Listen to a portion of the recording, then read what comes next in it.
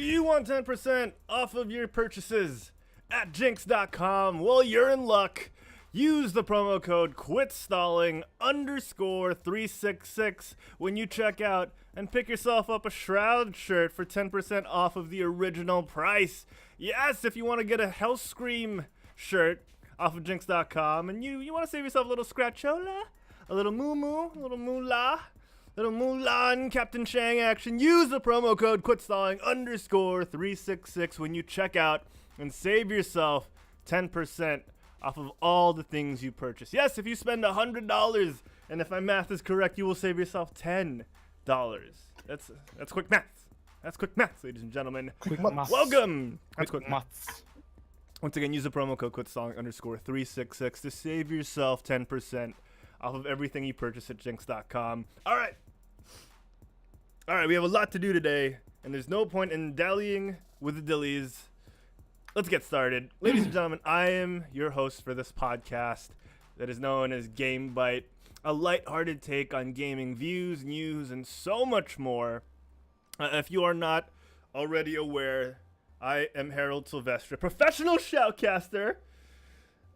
Professional, I swear to God, that's not made up. I did shoutcast for money once.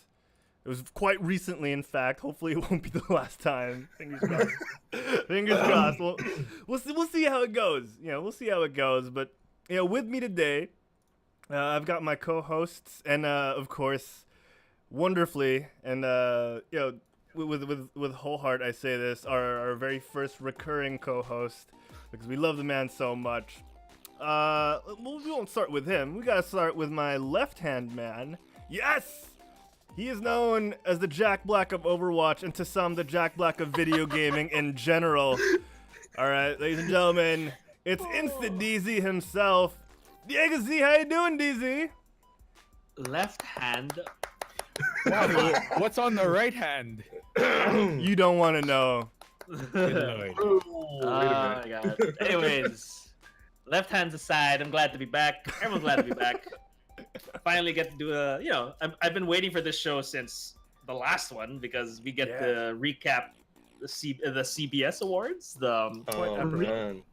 And actually, I'm looking forward to the CBS as opposed to the CBS awards. I have to call it that. I'm looking forward to the CBS awards as opposed to the more than the video game awards. Honestly, oh man, the more legit Jeff Keighley awards.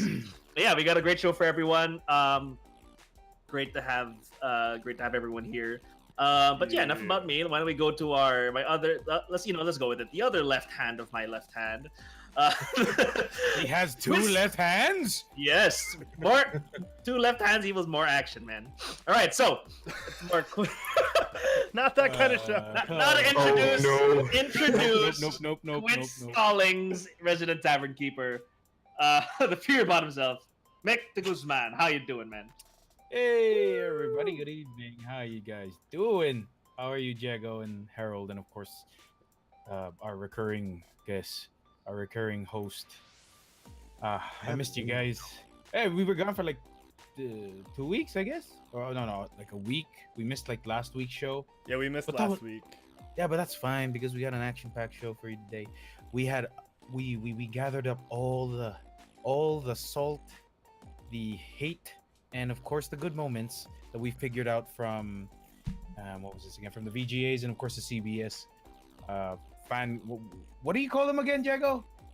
The CBS whatever awards? Gamers Choice Awards. Gamers Choice Awards. Ridiculous name. But then yeah, good evening. Back to you, Harold. Oh, thanks, Mick. Okay. I am Harold. I was not expecting that throw to me, but you know what? We'll make it work. Welcoming you to his end. No, I'm just kidding. We also have our very special recurring guest, or recurring host, because he's no longer a guest. He's going to be showing up hopefully 9 out of the 10 times of the year that we ask him to come. And guys, I love this man so much, and I'm so happy that he gets to join us more regularly. Ladies and gentlemen, welcome back to the 4th seat, ElderDjinn. How you doing, Elgin? What's up, guys? Yes. If the last three guys if you couldn't tell from the last three guys, we're all super excited for this show. Like, there's just so much to talk about, So I'm super stoked for this too, guys. I'm just a little So- sleepy. I'm not gonna lie. Oh, come on, Mick. Why you gotta ruin it for me? Okay, but for real though, guys. For real, we're all super excited for this show. I can't wait to get started, guys. Let's do it. Let's just get right into it, guys. Yeah, let's do it. Yas, queen. Let's go. Let's go. Real quick. Shout out to everyone in the chat right now who's watching us live. Of course, Human Panda 22, Monster Plays 13, who was gifted a sub by Human Panda 22 2 weeks back. Oh, 3 weeks back. So, mucho apreciado, Human Barrow. Let's let's get things going, guys, as we do at the start of every show. Let me change the music a little bit. Let's try and get a little bit of a tavern feel going, because you know what? I'm feeling a little festive. It's not Christmas exactly yet, so let's go with a tavern motif. Who wants to go first? Who wants to talk about what they've been playing? Ladies and gentlemen in the chat, let us know what you've been playing, and we'll be sure to read it out in the chat on the show live right now. Who wants to go first? Let's start with ElderDjinn. Oh, ElderDjinn, okay, ElderDjinn I got himself. voluntold. All right. All right. Well, Since that's easy. That's we fine. last saw you 2 weeks ago, what have you been playing, ElderDjinn? So, I've been playing 2 games primarily. Recently picked up a little-known MMO called Neverwinter. Emily and I have been playing that one quite a bit, and we're having a lot of fun with it. It's an action-based MMO based on the world of Neverwinter, which is a D&D realm, if you aren't familiar. And it's a lot of fun. It's one of the most fun. It's some of the most fun we've had in an MMO in a while. So yeah, we've been grinding that a lot. And when we're not playing Neverwinter, I'm sitting on my ass playing PlayStation. I'm playing Tekken 7 because they recently released 2 new characters for it. And I'm having so much fun with one of the 2 new characters. So yeah, Neverwinter and Tekken 7 for me. Let us know. Armored King. Oh, Yeah, it nice. was Armor King. Yeah, he's so much fun. Like, he's so versatile, it's not even funny, and I love it. The other character they revealed was Marduk, and he's a lot of fun too. But he's just he's really hard to play. But anyway, that's besides the point. Let me spin the wheel and see who's going next. Okay, let's go with Mick. Mick, what have you been playing? Oh, fortunate. As a quick spin. I love how your wheel is full of shit. Yeah. It is not. I swear. Language. I got this lollipop and It's I a spun it freaking and it landed lollipop. on you. That's not a fucking wheel. Jeez, Language. Mick. Whoa, chill the heck Language. out, This is a dude. children's show.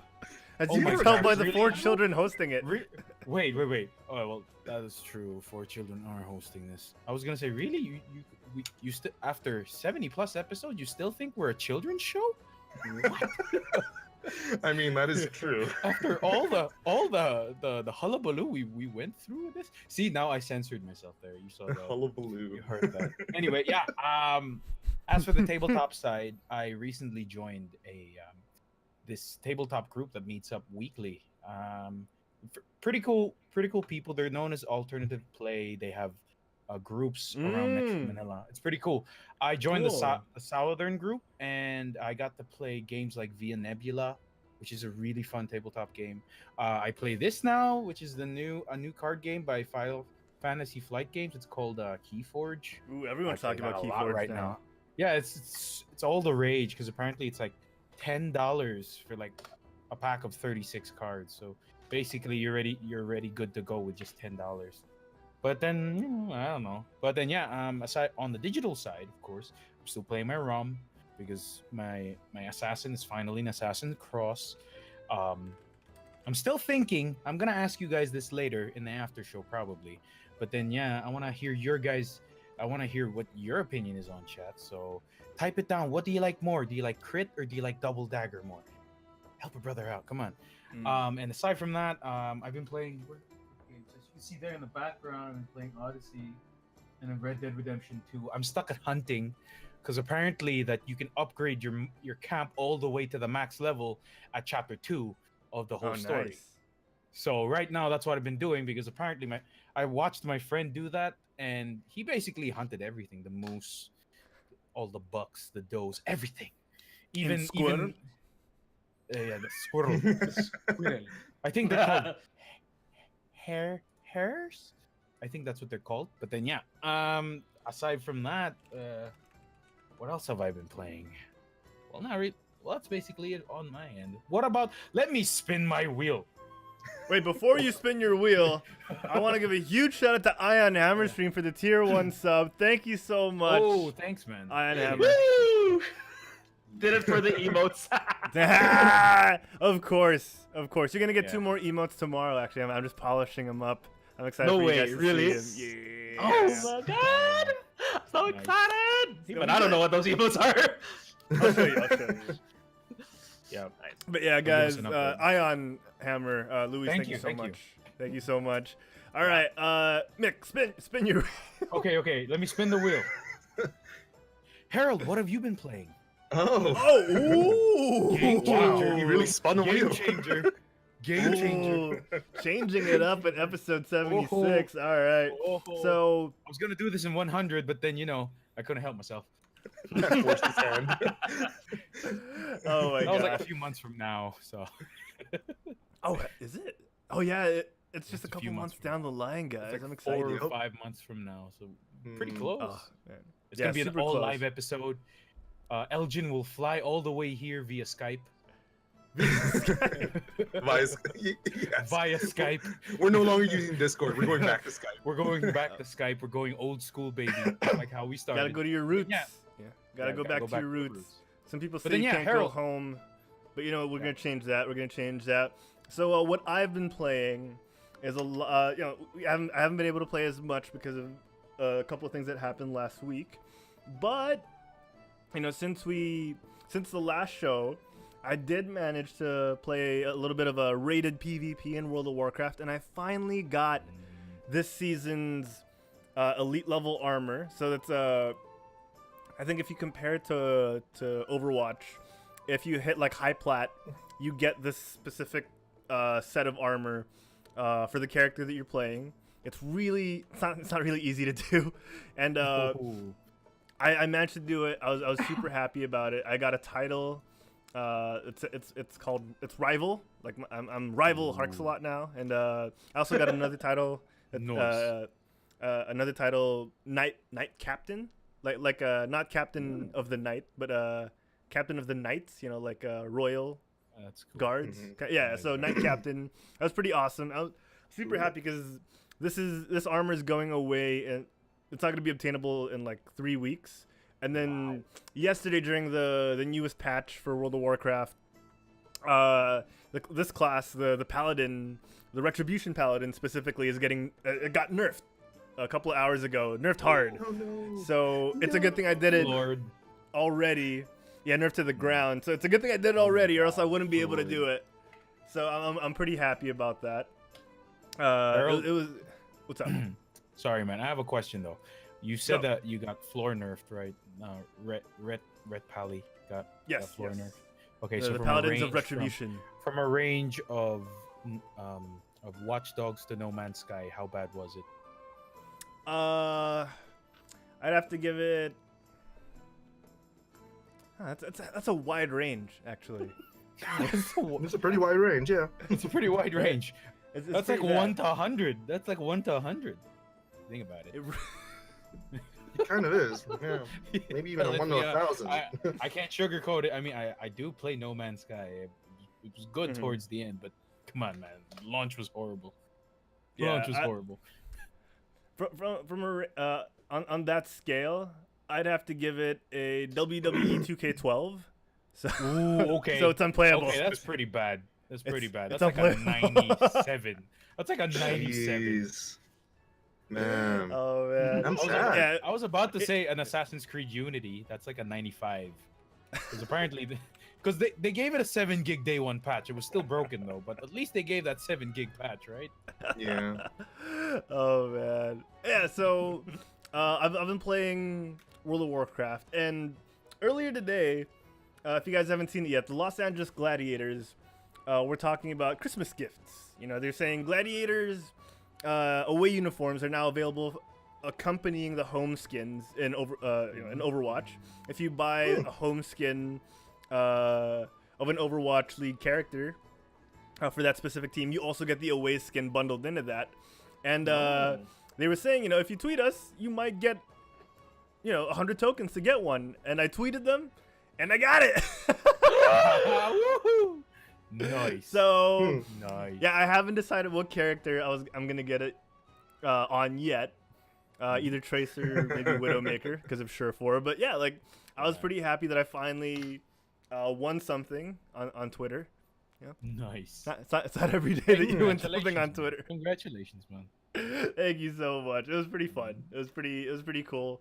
I didn't expect it, but you know, I guess the gladiators really like me, and I encourage you guys to try it out. And yeah, they were nice enough. They PM'd me the code, and it worked right away. So I was pretty happy about it. I was pretty psyched. I was like, Yeah. So isn't that like $5 for like 100 tokens? I think Something so. like No. I think it costs Oh no, more. no, you have to earn the tokens. I remember. No. Right, You yeah. have to buy the From tokens. You have to buy the watching- tokens. Oh, you have to buy them. I thought you had to earn Oh. them through like watching each Overwatch League match. You can earn them from watching the Overwatch League matches, yeah. But since it's the And off it's all season, for yeah. Yeah, Yeah. it's off-season. But yeah, so yeah, that's pretty much what I've been up to gaming wise. You know, just focusing down in World of Warcraft a little bit because I'm gonna start streaming again. I think I was supposed to do it this morning, but I didn't wake up in time, and then me and DZ had a thing. Yeah, we had a little lunch Aw. date. But We held our left hands together at the same time. Both left hands. Both our left hands clasped in unison. Clasped How? so I'm tight. trying to imagine that. Like Clasped how? so tight. No, like this. You just go like this. This side, yeah. The claw. Okay. Claw, I yeah. love how we're doing it with both our left and Flying. right hands. Oh yeah, that's the left hand. That's here. Yeah. I don't know. It's hard to imagine. Yeah, there. Okay. Okay, Anyway, PG show, guys. PG. where were we? Diego, what have you been playing? Okay, I can tell this is gonna be a really long show, more than a usual in our 30 minutes. We need a bathroom break in between. Okay, so what have I been playing by? Of course, as you all know, What? of course, you guys know that the best fighting game just dropped recently. Freaking Super Smash Brothers Ultimate. Oh. That's like the 1, 2, 3, 4. Like, well, if you count the Hell DS yeah. version, the fourth. Actually, yeah, the fourth. I don't think the fifth game of the franchise. Fourth. Uh, Fourth. No, it's Smash Oh. Melee, Brawl, Wii U and DS. The Ultimate's the It's fifth. fifth. Oh, Yeah. Ultimate's the fifth. Yeah. Honestly, right Yeah, off the but- bat, I remember when I was supposed to buy a PS4. Oh no. My God, like me and my brother were like, okay, maybe we could put the budget on hold first. Let's buy the game. Let's buy GameCube controllers. And let's Oh, play this no. for a while before we decide to go back to the PS4. I said, I have been playing it for a while. And it's not for the campaign. The campaign is like redundant as anything, but it's really like this is the best Smash they've come up with so far. I think Nintendo really listened to the fans when they wanted something more like Melee, because Melee was its best when Brawl came out. It was always Zite, but Wii U is like ultimately forgettable. I don't even remember what happened. What was the Wii U version? I did buy it, I did play it, but I can't remember what was Yeah, in I it. bought it as well. Yeah, so like playing Smash Awesome. Ultimate now, man, it's 72 characters. Oh my God, I haven't even unlocked Right. anyone yet. Like, and it's even if they're Echo Fighters, like I mean, Echo Fighters have always been around, but they're different in their own way and they're fun. There's so much I can go on and on, but that'll take a while. But yeah, that's all I've been playing aside from Blackout. Noise. Blackout. Yeah, aside from Blackout, but Yeah. yeah, Smash. Oh yeah, I've been Playing playing a little bit of Blackout. Blackout too. Now that I think about it. I think one of your, I Same think here. Tracy killed one of my teammates. You're on the Yeah, same game. take it. Oh. Yeah. Yeah. I said like I was saying, oh Dan, Harold's girlfriend killed you. Oh, Yeah. was that? Yo, wait, I was there in that match. Was that Monster? Oh yeah, that was Monster. Oh, Monsters, Tracy. Oh, sweet, dude. Oh, It was this rigged. got over. Oh, you just exposed her, Mick. You just exposed her. Now all the internet trolls are gonna start digging up Yeah, it's Yeah. over, Mick. It's over. Thank you. Thank you very much. You'll be fine. Don't worry. Oh man, like, so I think like this weekend we're having a Christmas party with the group, and we're gonna have a small Smash extravaganza. Ooh. As like in the chat group, everyone's like, "Oh, okay, yeah." Like the girlfriends are like, "Oh, what games we're gonna play?" And I'm like, "Smash Brothers." That's probably it. Yeah, we're like, "Bring the controllers, boys. We're gonna smash all night." Yeah, Oh probably. god. All right, that's all I've been playing. How about everyone in chat? What has chat been playing? All this talk of girls in Smash and all that stuff. I mean, I don't think there was any talk of it's hard to girls, come out of Elgin. that. I think Was that? there was no talk of girls. I think it was just Yeah, there me- was. Didn't you hear me- Jagger? me He and was the boy- like, "Oh me yeah, and we're the gonna boys tell are all the gonna go girlfriends we're gonna play Smash." Smash Brothers." Yeah, we're gonna play Smash Yeah. Brothers all night. Yeah. Oh my god.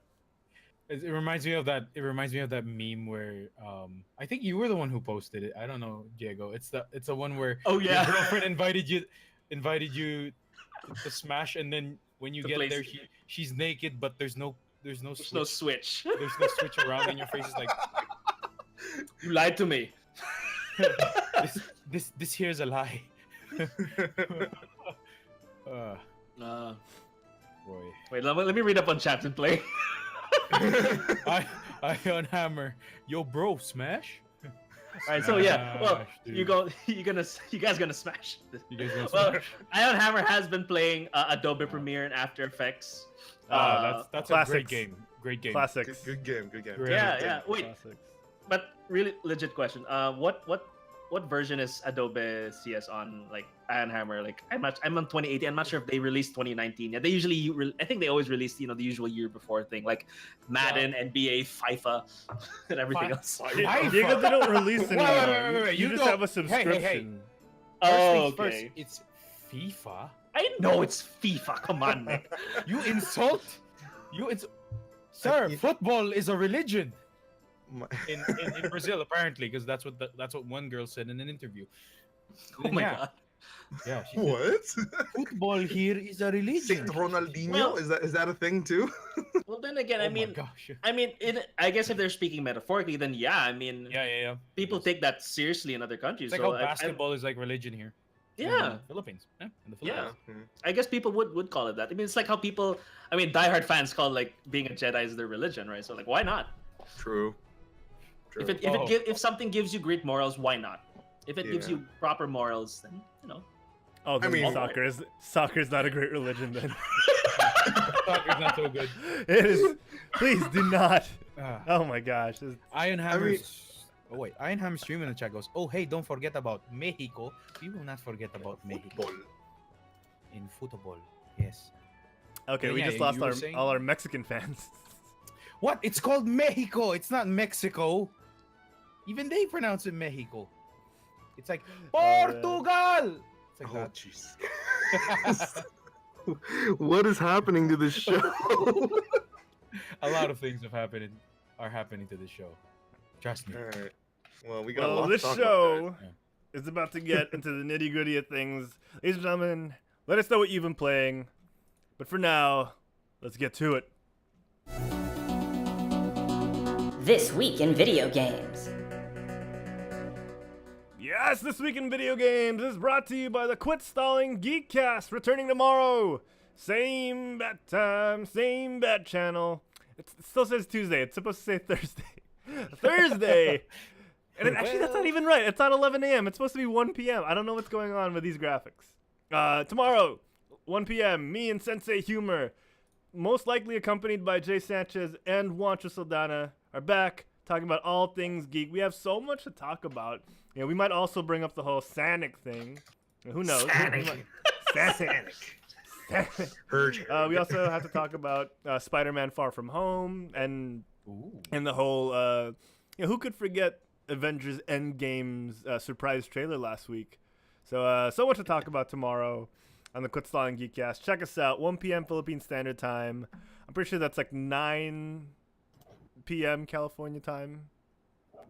We'll let you know. Just look at the tweeters, and you'll be up to date. But yeah, check it out. The Quit Stalling Geekcast here on twitch.tv/quitstalling. All right, guys. So much to talk about. Where do you guys want to start? There's a lot. Let's start with Jeff Keighley. Oh, what about Keighley it? Awards. Highly. What about it? He's an attractive man. The Jeff He's an Keighley attractive Awards? man. Yes, the Jeff He's Keighley. okay. I just want to say, yeah. You put it like that. I want to say that Jeff Keighley has come a long way with what he's done with the Game Awards. I mean, I think we were talking about this off screen earlier. It's like from when it was starting out, it was kind of like, well, Mick, do the impression, please. Your cue. It's on. Oh, Do it. oh. Like a sponsor thing. It became all a sponsor stuff. Oh, okay. Oh, wait, no, that was Elgin's thing. Oh, that was Elgin? Oh, that was my thing? Yeah, Okay, for sure. sure. He has, yeah. he has the raspy American accent, so Yeah. you gotta make him do it. Yeah, Oh so like, my God. yeah, do it. Go, You do Elgin, it, do you it. do it, So- you do one. So what Jago's referencing is back in the day, Jeff Keighley's Game Awards were more. They were award show. It was an award show, but it was veiled as advertisement. Like a lot of the awards were veiled as advertisements. Like for example, the award for Game of the Year powered by Mountain Dew. Like all of the awards were just like that, and it was weird. Powered But by anyway. Mountain Dew. Anyway, back to you, Jago. Yeah, exactly. So like that's how it was at the beginning. It was like one huge advertisement, which what a lot of people had gripes with. But if you through the years, it's improved and it's become a show that we really look forward to, and because no one has like people have tried to make legitimate Game Awards, and like this is the best we've got. I'm not saying that like, oh, that's the best we've got, but this is like on a good state that you can come to someone, hey, this is where we praise people in the industry. This is where people in the industry get, what do you call this? What's the word? What's another word for praise? Just so I don't sound like I'm repeating myself. Praise. We're celebrating the achievements of, There we go. of gaming. Celebrating. Yeah, celebrating the achievements of individuals in the industry that have made gaming what it is today, and like it's not like what happened, on Spike TV when that was just a complete shamble. But this one is like people like I would stay tuned to watch this. Mm-hmm. Heck, it's even better to watch. It's Yeah. kind of better to watch than E3. It is. Actually, In it some kind of regards, is because of the absolutely, fact that yeah. everything is condensed in 3 hours. Yeah. It's not like Okay, E3 yes. where you have to wait for like a good few hours before the next convention one. Yeah. Yeah, and like there are people. I mean, like Jeff has been able to get people to game announcements, trailers released. Like first ever, never before seen trailers on the Game Award. I think Yeah. that's the reputation that the event has gotten Already. over the years. That Right. Yeah. man, people take this seriously now.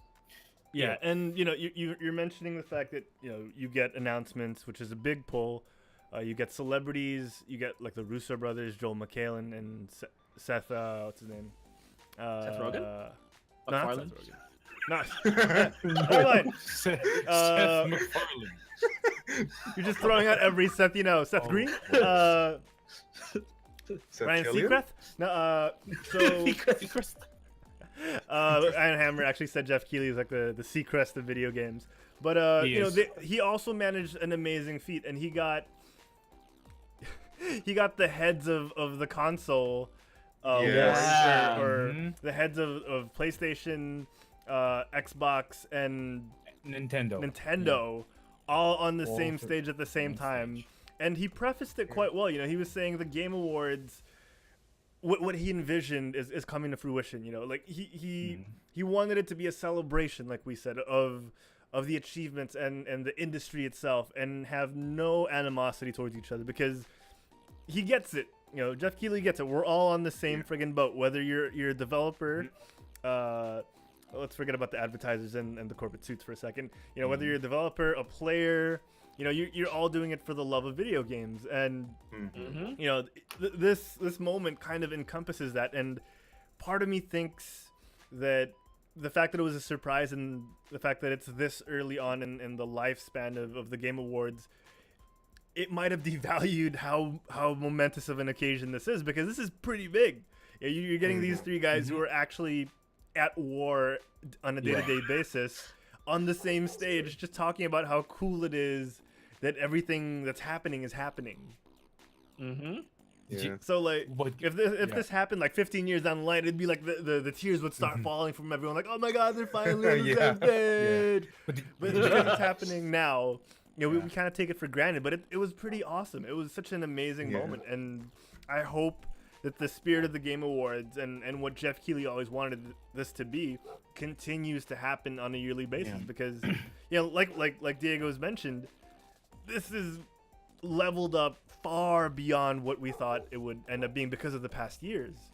It's become through his sheer will of force the most legitimate video game awards that you could think of to date. Yeah. Yeah. Yeah. And he's the host for this year. Yeah, As with man, it's probably legit. every year, I think. I thought it Yeah. was Joel McHale. Is that his name? Joel McHale. That was him like Wasn't he- a year back, right? That was him like a year back. I think he was the host a year back. They actually brought him back. That was pretty funny. Yeah, he and I love had how- a funny moment. Yeah, I Yeah, love it how was he pretty was cool. ranting about, his kids just demanding for his credit card so they can buy some skins in Fortnite, Yeah. Just a typical millennial parent thing now, simple things. Yeah, but dude, oh my gosh. Do you remember that? Sorry to cut Yeah, you no, down, no, guys. With the Game Awards, I mean, there was like a show way back when we were kids, when the internet didn't even exist. Maybe it did, but it was like dial-up. But there was this guy, I forgot his name, but he had a Game Awards like that was televised. What was the name of that guy? Do you guys remember by any chance? I don't know. Was Chat, it please on help Tech us. TV or something, or I think Chat, so. please help us, sir. Yeah, like Adam Sessler was doing it or something? there, that's the guy, Adam Sessler. Oh Yes. snap! The guy Mm. from what's it called? The G4 show. Mhm. Yeah. I don't remember Morgan the name Webb. of the show anymore. Oh my Yes, yeah, gosh. him and Morgan Webb. I don't remember what it's called now, but it was on Tech TV. I Yeah. don't remember what it was now. Yeah, I I'm remember. looking But for that it was the now. guy. That was the guy who had like a Game Award show. of his X-Play. own. X-Play. Was that Yes. Yeah. Oh, X-Play had those awards. I remember that. But then those are like the year enders. They're like because I think they had a show every week or I think every day. So they Mhm. basically just covered practically everything during that time. Mhm. I would honestly say it was somewhat the infancy stage of modern day gaming Mhm. at that time, and it was a good thing that we had X-Play there. Yeah, I remember that. Those were some good times. I watched a lot of the replays back in. It was showing in Skycape on the TV, the replays, so it was pretty nice. But then, I immediately knew they were like a year old because the thing is the games were like, hey, wait, I played that game like a year ago. And it's like, Yeah. oh, it won Game of the Year. Oh wow, Yeah. okay, that's cool. That was last year. Oh, I didn't know. Fun to know. More you know, guys. Yeah. Yeah. More you Like know. they're all like, if you're watching the Yeah. video feed, they're all suited up and everything. So Mhm. Yeah. Mhm. But yeah, I mean, it's funny though, because like I hate to say it, but the first thing that came to my mind when you showed that moment where all the 3 CEOs showed up, mhm. like I Mhm. hate to be as cynical as I am, but like the first thing I thought of when I saw them was it's great that they're together, and I was like, oh man, they're going to finally announce cross compatibility across all platforms. I Oh, actually dude. said that. I actually said that. They had Ugh, the my heart. inspirational speech, and then all of a sudden I was like, okay, so you guys are fostering, that we're all one big happy gaming family, but why won't you allow cross-platform Because Right? it's beyond their Mhm. control. in your let's be servers? honest. I mean, you would have Right. saved a lot more money if you all shared servers, right? Yeah, Just well, saying. sort of. Yeah. Yeah, but let's be honest, Save a it's lot beyond more their money. control. If they, if they wanted it, they probably would have been able to swing it if it was under their control. But there's True. so many things in play, investors and Right. marketing and revenue and all that stuff. So Just all the legal mumbo jumbo alone is probably daunting enough, Yeah. you know? exactly. But like that, you know what? 15 years down the line, tears start falling down. Hey. It's happening. Maybe. It's happening. when everything is stream based, they're all like, "You remember the PS, PlayStation? You remember the Switch? You remember the Switch or whatever it is? I don't know the. Yeah, ditch, they'll I be don't like, know. yeah, all those Nintendo old ditch. consoles finally have crossplay. We can finally play together. Man, Streaming now. Game streaming now. it's gonna be one single console called the Playbox. The Playbox 3, Ooh. 10 The Playbox U. The The Playbox U. Playbox U. Or The play box. Playboxage. The Playboxage or something like that. I don't know. Oh my god. But yeah, so that was an awesome moment. There were a lot of moments happening throughout the Game Awards, and it was pretty amazing to see it all happen quite smoothly, I guess is one way we can put it. It was pretty smooth, considering all the things they had happening at the same time. Like they talked about how it was streaming online and like how many different platforms. It was on Twitch, it was on YouTube, it was on Mixer, it was on like all those different platforms, and it was amazing. And so many things could have gone wrong, but for some reason they pulled it off quite well, and kudos to them. They worked with Twitter and all those other platforms for fan voting, which is amazing. I really just can't believe they pulled it off, and I'm happy they did. Yeah. Much needed, of course. Yeah. I do have a question for you guys. Okay, go. Because this is where the podcast gets, kids. So you might want to get your waters or your coffees or anything. Oh my gosh, my phone is ringing. Snack. But then Snack.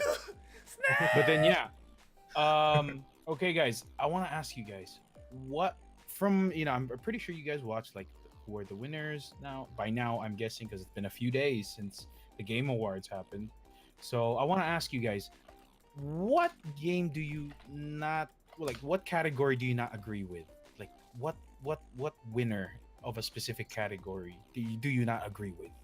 I want to start This with is for the Video Game Awards, right? for the Video Game Awards, not the CBS Like, not the fan Gamers one. Choice Award. Okay, No, but like, okay. are you talking about Not the main fan- ones? Not the Or- fan-driven one.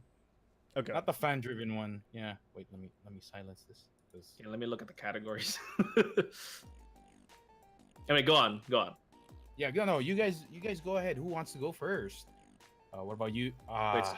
So we're transitioning like directly into the Game Awards like section already, right? Yeah. Well, Okay. if you guys want to transition. I'm actually looking at the list right now just to see what I'm not exactly happy about. Okay. Yeah, I mean, yeah. I should probably. Yeah, if you since have I- one, go first. Since I actually have a lot, but then, yeah, I'll go for it first. So Go let for me it. just start off with the best multiplayer game. Okay, so your nominees were of course Call of Duty, Blops 4, Destiny 2, Fortnite, Monster Hunter World, Sea of Thieves. Okay, all of Mhm. them deserving to a certain extent, right? Okay, Sea of Thieves, maybe it lost a lot of steam, but it's a good contender.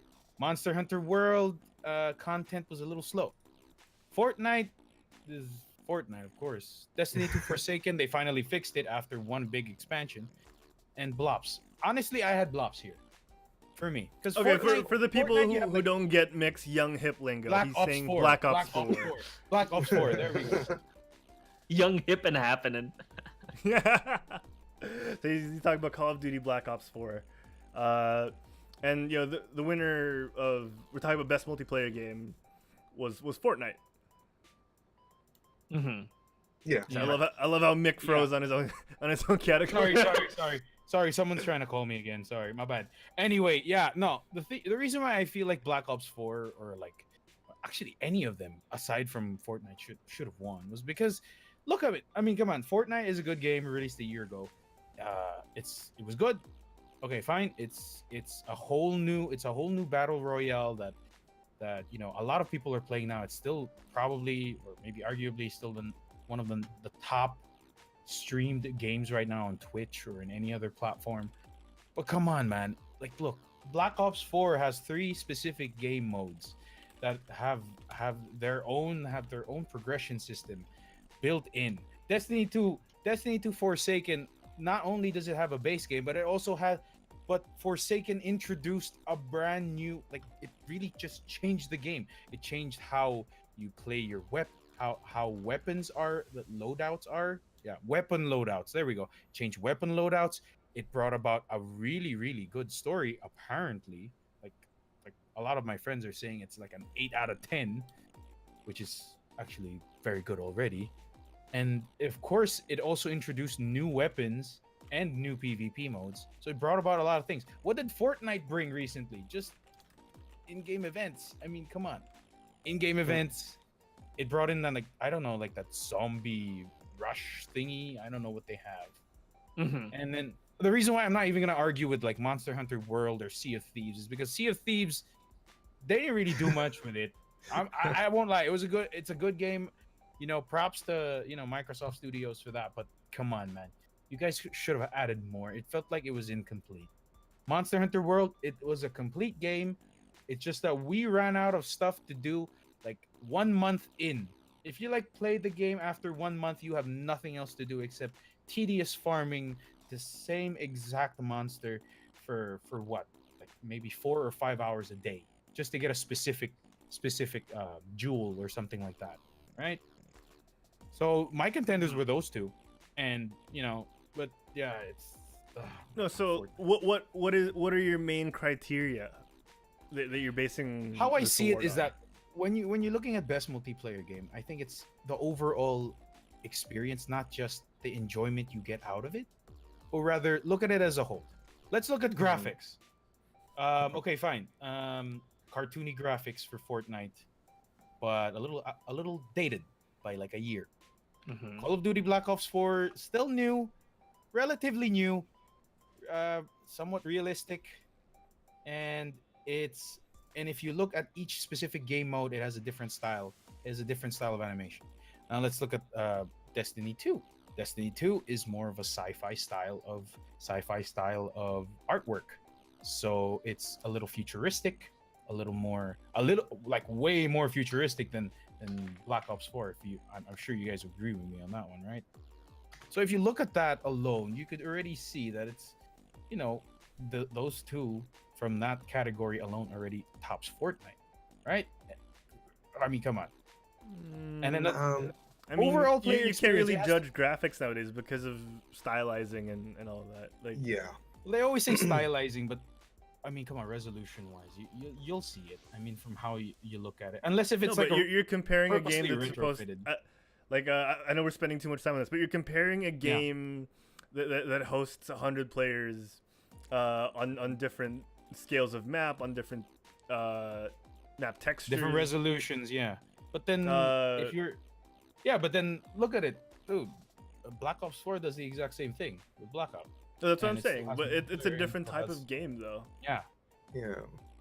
But- See, I mean, when I look at this list for best multiplayer game, I feel like Fortnite won on a technicality, and the reason I'm saying that is because all of its other competitors are either broken or incomplete at launch, are not exactly Black multiplayer Ops. games, or well, I was talking about Destiny actually, but you know what I mean. Oh, that Destiny's too, broken. dude.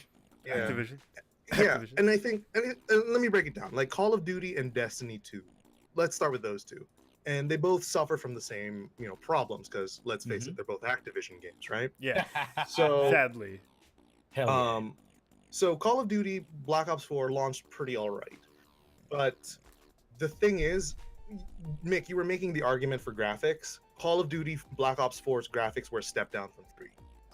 And that's already been that is pretty true. proven, like pretty That is right off that is the bat. true. I won't lie. That is Yeah. actually true. And I mean, that's just one of the criteria. But then overall gaming experience, you have to put all of them together. right. Right. And I mean, as a matter of fact, Black Ops 4 overall experience was good. It, however, like Destiny before it launched on, like it basically had a standard that it needed to beat. Like Black Ops 4 had to beat Black Ops 3 and all the previous Call of Duty, and it sort of did. It sort of did, but it still didn't quite capture or captivate the audience like the previous Call of Duties did, like your Black Ops 2 and your Modern Warfare 2. Destiny 2, I mean, we already know problems Destiny 2 has. We've talked about it at length in previous episodes. Monster Hunter World was a phenomenal game.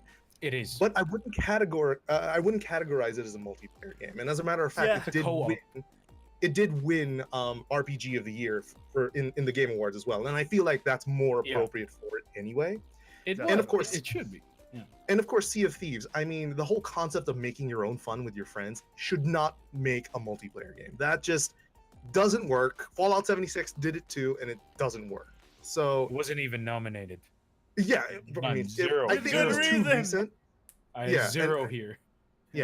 So that's why Fortnite wins. Is because it was like from the ground up. It's a multiplayer game through and through, first and foremost. Yeah. It looked good. It was in a style that was visually appealing more so than it was graphically impressive. And that's fine. I think we all wanted gameplay more than like the top-notch graphics. Otherwise, if a game can't even function anyway, why bother, right? Yeah. True. I mean, look at Crisis, for example. And then, I mean, and again, it captivated the audience in a way that none of the other games have have captivated their audiences in multiplayer anymore. You know what I mean? And that's why I feel like Fortnite, it just had that impact that none of the other ones did. Yeah. you know? But then I have to agree with you because there's a reason why it's probably the most it's probably one of the most played and streamed games today, is because you can't ignore the enjoyment factor. As much as Mick, you were saying, you got to look at the overall experience. The overall experience results in how much you enjoy the game. You know what I mean? Well, I and the personally, fa- no, sorry, continue. My bad. No, go. Oh no, I was just gonna say the reason why Fortnite is the most played is because it's the only free-to-play battle royale shooter in the game right now in the market, and seeing as a lot of the Twitch viewers now are actually little kids. No, but Little there are kids, the tons of demographic free now. games So that's out why- there that don't get any traction. No, this is I think the most stable free-to-play. There, I have to correct that. It's the most stable free-to-play battle royale game available right now to everyone in the public. Like, look up Exactly. PUBG. PUBG wasn't. Well, were they? No, this price. They were last year, right? They were there last year. They were nominated last year, right? No, 'Cause but they've been- exactly. They're like 2 years old, right? The fact that all these people can play Fortnite with minimal hassle, they can just hop on and play and enjoy. Yeah. We're not just looking at the beauty of it and the aesthetics of games. We're talking about the functionality. The developers themselves deserve credit for making this a functional game with the hundreds of thousands of people playing this game. So like, True. as much as I don't like debating on the show because we try to keep things lighthearted, I have to agree with Elgin that it's partially because of the technicality and partially because of the competition it has. There's no competition that could push a game like Fortnite in a category like best multiplayer. Right? Partially because Overwatch is running long in the tooth, as much as we don't want to say that, and they're working on that. And also Overwatch won Game of the Year last year, multiplayer Game of the Year last year. They did win there's esports really- game this year. Yeah, that's true. We'll talk about that in a bit, but like, you know what I mean? Like, it's the lack of competition. That's my biggest gripe in this, because we also love the return of amazing single player games, which we'll get to later on. I think Fortnite is a deserving. Since we're all giving our opinions, I think Fortnite is a deserving winner because of how well they've made the game. And if there was so many bugs in this game, if it was unplayable, then it wouldn't have as big of a player base and as big of an audience base that it has. But because of the technical masterful execution of Epic Games, I wholeheartedly think it deserves the award. Yeah. DZ, man, you've been quiet. Let us know what you've been thinking. Yeah. Okay, for the sake of time, I will keep it short and sweet. All right, so let's first throw Sea of Thieves out the window because that game was stupid. I wasted $60 on that. That's like the Me too, first man. time Me I've ever too. felt buyer's remorse. I swear to God. Me too. Okay. Buyer's remorse. Now let's go to Monster Hunter World. It's hard to I think it's hard to looking at the reality of it. Call it as a multiplayer game. Yes, because it's an Yeah, MMO. It's an MMO. Plus, it's an action game. Now let's go to the last three. Call of Duty Black Ops, Destiny 2, and Fortnite. Okay. What does COD and Destiny have in common? When they were launched, they were let's COD. It was a bad launch. It was a bad launch, a lot of bugs, and it's still buggy. Well, they're only fixing the bugs now, so automatically that's minus points. Look at Destiny. All the scummy things that happened like before Forsaken. I don't think it's fair to put I've always said this even before. I don't think it's good to put an expansion as a category. This game was released, when was it? Last year, I think, or was it this Last year? Last year. Then there. That's as ElderDjinn technicality. They shouldn't even be in this category. They shouldn't even be there. You can't say Destiny 2 Forsaken. That's kind of unfair. Now, let's go to Fortnite. I agree with Mick that this category is bogus. the nominees are all bogus, so none of it deserves it, because Fortnite was released last year. Again, it's a 2018 thing, but it's 2017. But if you take, fine, let's just put them all in for the sake of having this category in. Yeah, Fortnite is probably the most deserving because of the fact that it works. It works. That is such a weird thing now. We're praising it because it works. Because it works. A lot of games don't work so well. Even until I feel now. I feel like it's more than just. It's more than it just works, though. It's more of it's. Oh man, I lost my train of thought there. It's more than it just works. It works, but like, the game doesn't treat you like the other games treated you. Like, you know how like how Destiny treated its players? It's horrible. You know what I mean?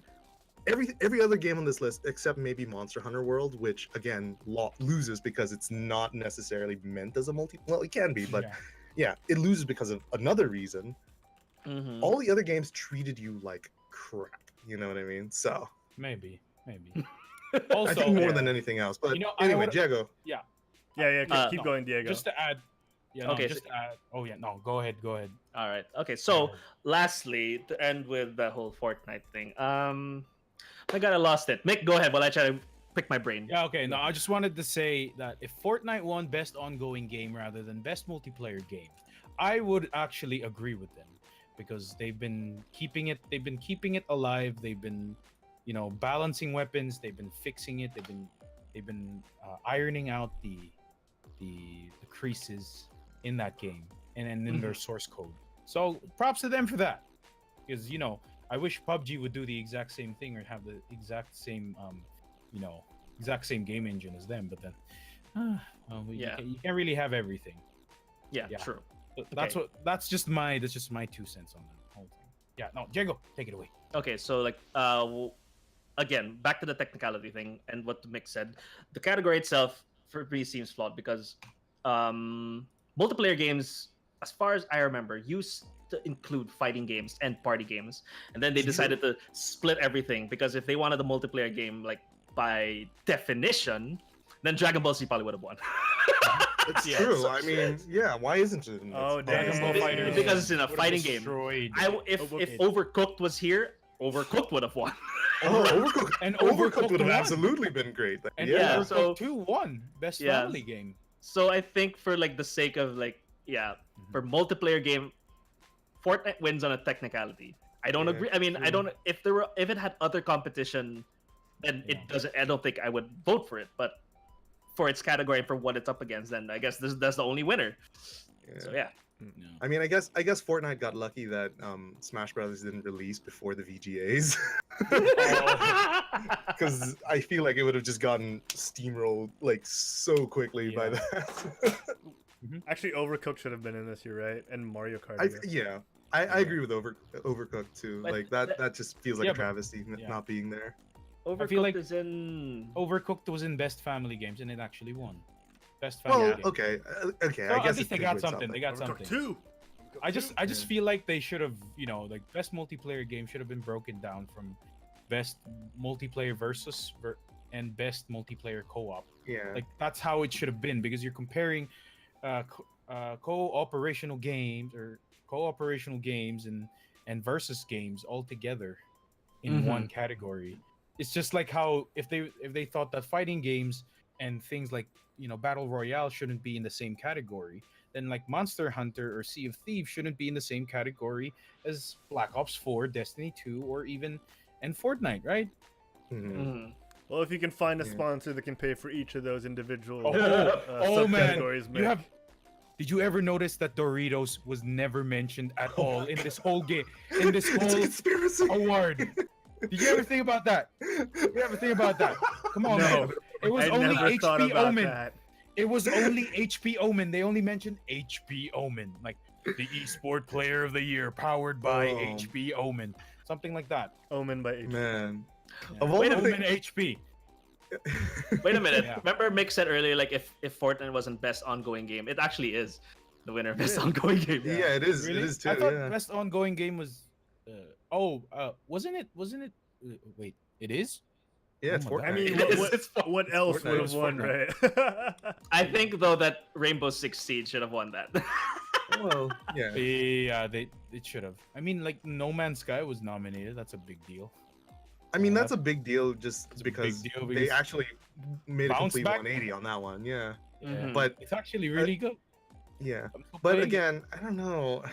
Yeah, this one's another tough one. But let's not talk about like what makes these awards good or bad. You know, we're saving that for the CBS awards. Okay, let's save all our soul for that. You know what I mean? Like Mhm. I want to talk about like what happened during. You know, Let's like do it. Let's do you it. know, move- like yeah, for let's do it.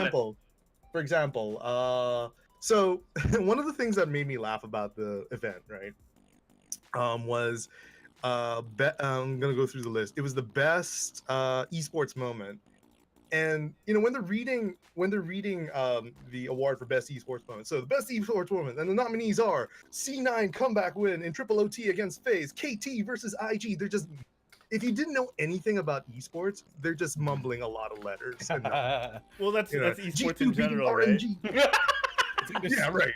They're It's so reciting serial numbers. basically, yeah. So there's that. What other interesting things? Like all of the let's talk about the games that they actually revealed. And I want to ask this question to the audience as well. Ooh, Yeah, go. Like they revealed a lot of games at the VGA. Is there any game you guys are excited for? Like I want to start with you guys too. Like what do you guys think? What was like the thing that excited you most of the stuff that was coming out? If I may start, Sure. I had a I was bit of gonna a say, Harold, Diablo start. moment. Yeah, I had a bit Uh-huh. of a Diablo moment during the Game Awards, if I may. Because This guy, you know, this a guy's been setting game, this up. Come a on. game that I have loved and thoroughly sought after in America for quite some time, had its sequel announced during the Game Awards. I'm talking about Marvel Ultimate Alliance 3. Yeah. And- Oh, I yeah. knew it. I already like had that feeling. I was like, Right. oh man.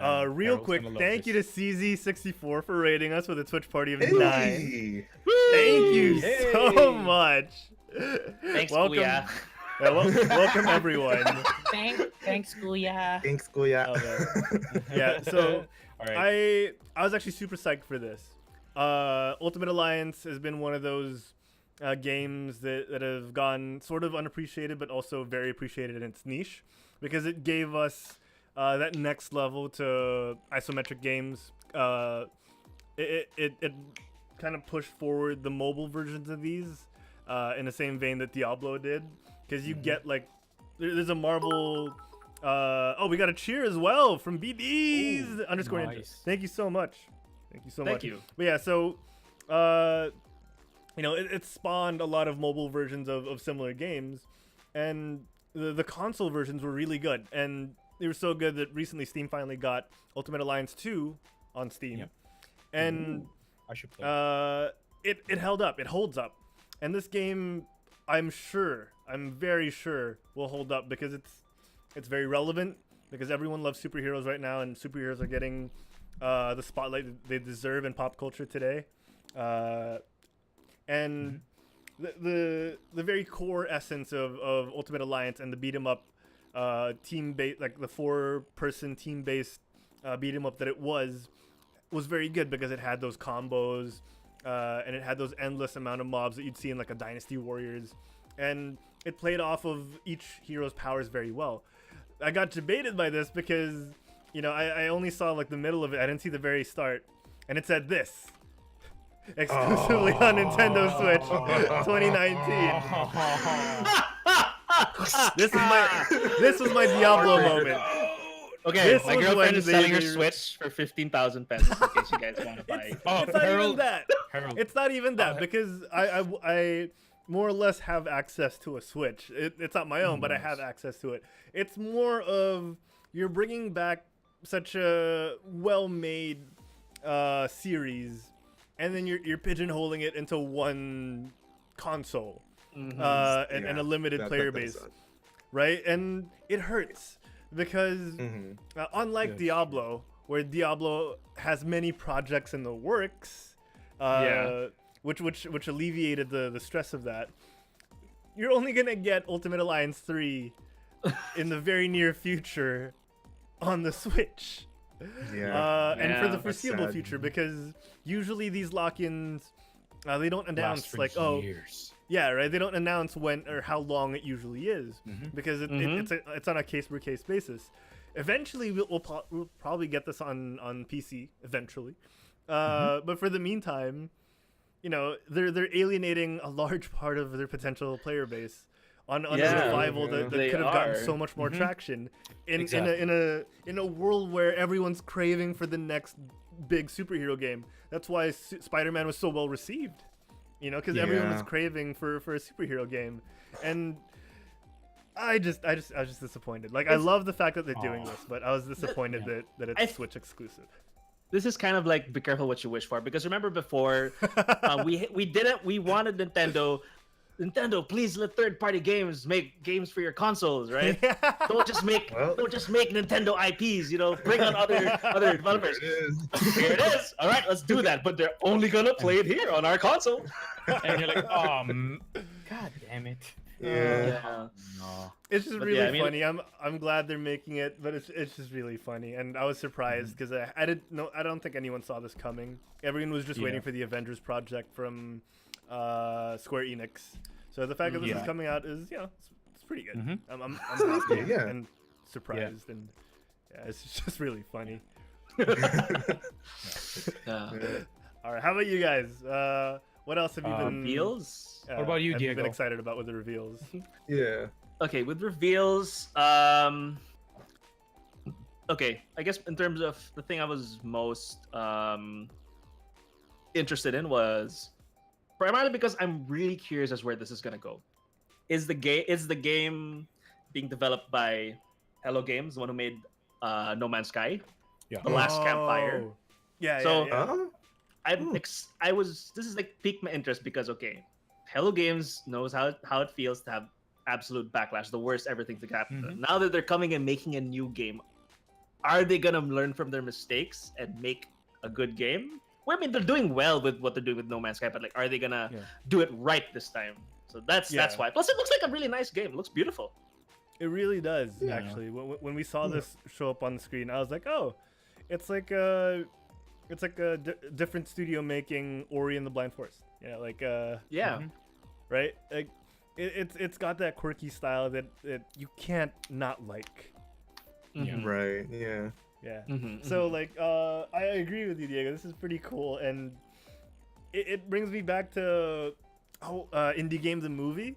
You know, it has those feelings of the unique art style and the colors, and you could see the passion behind it and all of that. So I was pretty pleasantly surprised by this. The only Agreed. thing missing is, you know, I was hoping they'd promise co-op and then not give it to us, or you know.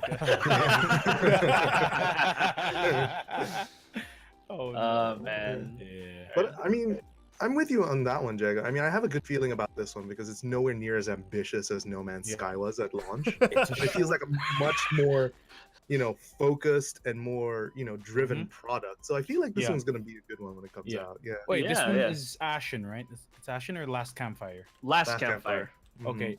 Yeah, I just want to point out that's they said it's Hello Games presents a Hello Games short. So it's not gonna be as you know, big scale as No Man's Sky, where it's processor powered and, you know, randomly generated environment. So this is it's nice to finally see Hello Games, you know, go with a more narrow storytelling version. Right. Yeah. Agreed. More narrow storytelling, more narrow progression. So, Yeah. yeah. Zeffy Buns in the chat says, "This looks cute AF," and I gotta agree. Yeah. It sure does. There's got to be like a term for like cuteness that's clickbait Kawaii. for games.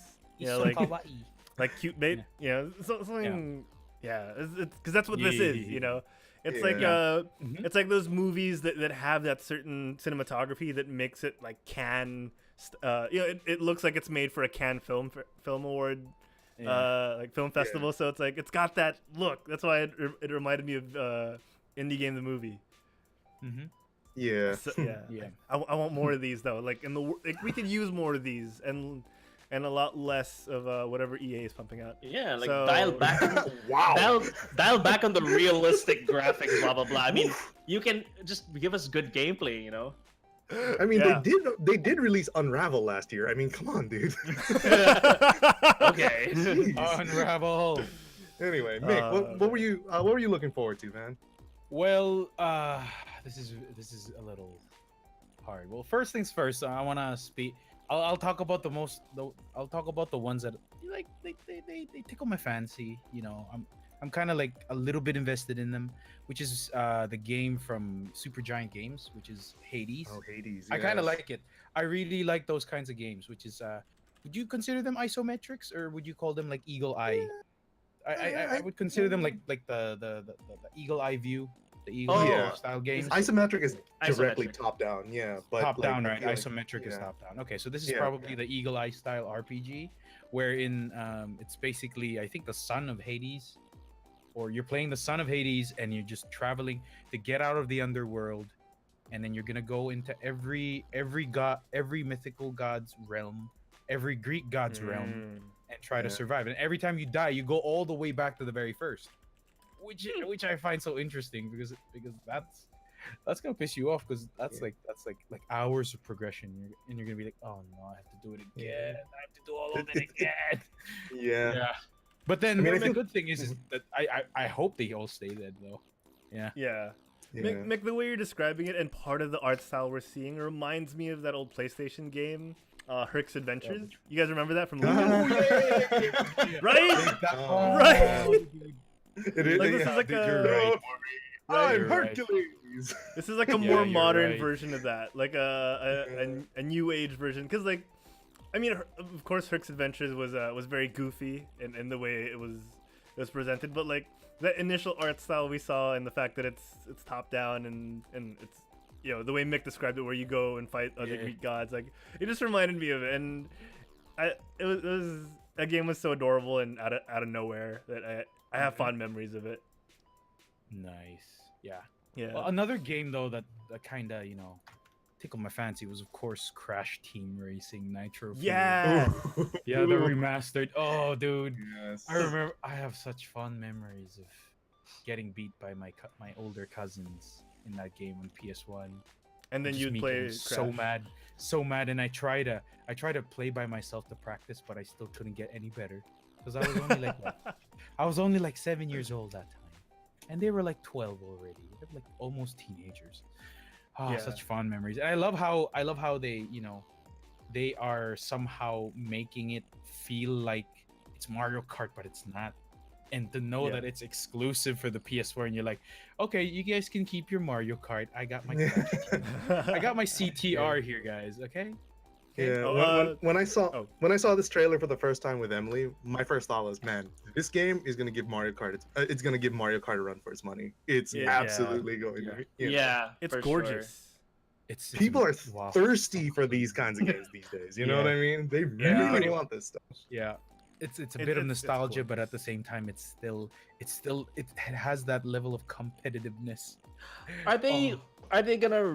Is it just a remaster, or are they like making? They're adding a few new things. game? They're adding a Other- few things. They're adding to it. It's Okay. it's basically a remaster, but it's built from the ground up. So it's a new engine, of course. So it can support the new graphics, of course, and then of course I'm guessing new physics. So I guess the feel of the cars would be a lot more different as it was in PS1. I'm not sure. I can't confirm because they haven't given us any more details, but judging from how a game engine works, so it involves physics, graphics, everything. It Yeah. might be a different feel, as like how the Crash Bandicoot trilogy came out. Apparently, it's a lot harder than a lot of people than how people remember it, and I think it's because of the Oh, new yeah. engine as well. Yeah, So, friend yeah. of the show, San, told us how hard it was when he played it again. Oh boy. But yeah, like Yeah.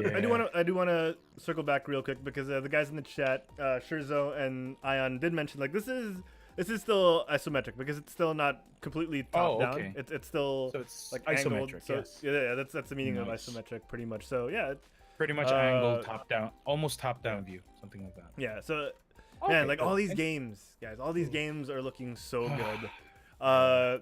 Any Diego, I think you haven't mentioned a game that reveal that you liked yet. Oh no, I Oh, he did. did, It he was the Campfire. But one thing I want to point out Campfire. also is that Outer Worlds looks pretty interesting. Oh man, you stole it from me. That was my anticipated game. Okay. Oh, Elgin told me that was his most anticipated game. Oh. Okay, And so no I'll bring the one- clip up. No, As- no love as I for bring the Mortal clip up. Kombat 11. No, Okay, love. fine. Wait, let's do it like this. I'll let Elgin. Oh, because it's the 11th game in the franchise. Come on, man. How excited can you be? But the trailer had 21 Savage as background music. And Come it on, man. sucked. Wait, okay. So let's let Elgin go to Outer Worlds. The one thing fine. Aside from that was Psychonauts 2 because the last one was. I mean, I'm a fan of Psychonauts. the developers. This is David Jaffe, right? This David Jaffe made this one. Yeah. You know, and Hmm. he also made like one of my favorite games, Brutal Legend. So Ooh, brutal. I know, Legend. and I know the reputation that Psychonauts has. So it's about time that they made a sequel. Okay, so yeah, to you, Elgin, go on your Elgin. Outer Worlds. So it's funny because a lot of the games I'm looking forward to are games that people are really, really thirsty for. You got your Crash Team Racing, which is like we all know Spyro and Crash Bandicoot got remastered and they were big hits, you know. Yeah. Psychonauts 2 is gonna follow that gravy train. It's still going to be a big hit, and Yeah. you know we were all waiting for another Double Fine game to actually tickle our fancy. And then you have the Outer Worlds, the game that is made by Obsidian from the original creators of Fallout and Fallout New Vegas, or developers of Mhm. Fallout New Vegas, anyway. Mm-hmm. In other words, the guys who made the good Fallouts. You know what I mean? They're the ones who made Oh, the good no. Fallouts, and they are making their own Fallout, which is extremely exciting. And the game looks freaking gorgeous. You know what I mean? It looks Like, really good. This game is basically Fallout, Borderlands, and No Man's Sky. If they had a baby, you'd have, and Yeah. it looks amazing. When I saw this game, my mouth literally watered. Like I really want this game so bad. You know what I mean? I need this It's in gonna my be a life hit. right now. I Yeah, need it's reason, going right? to be Yeah. a hit. I agree. Yeah. Yeah. Completely agree.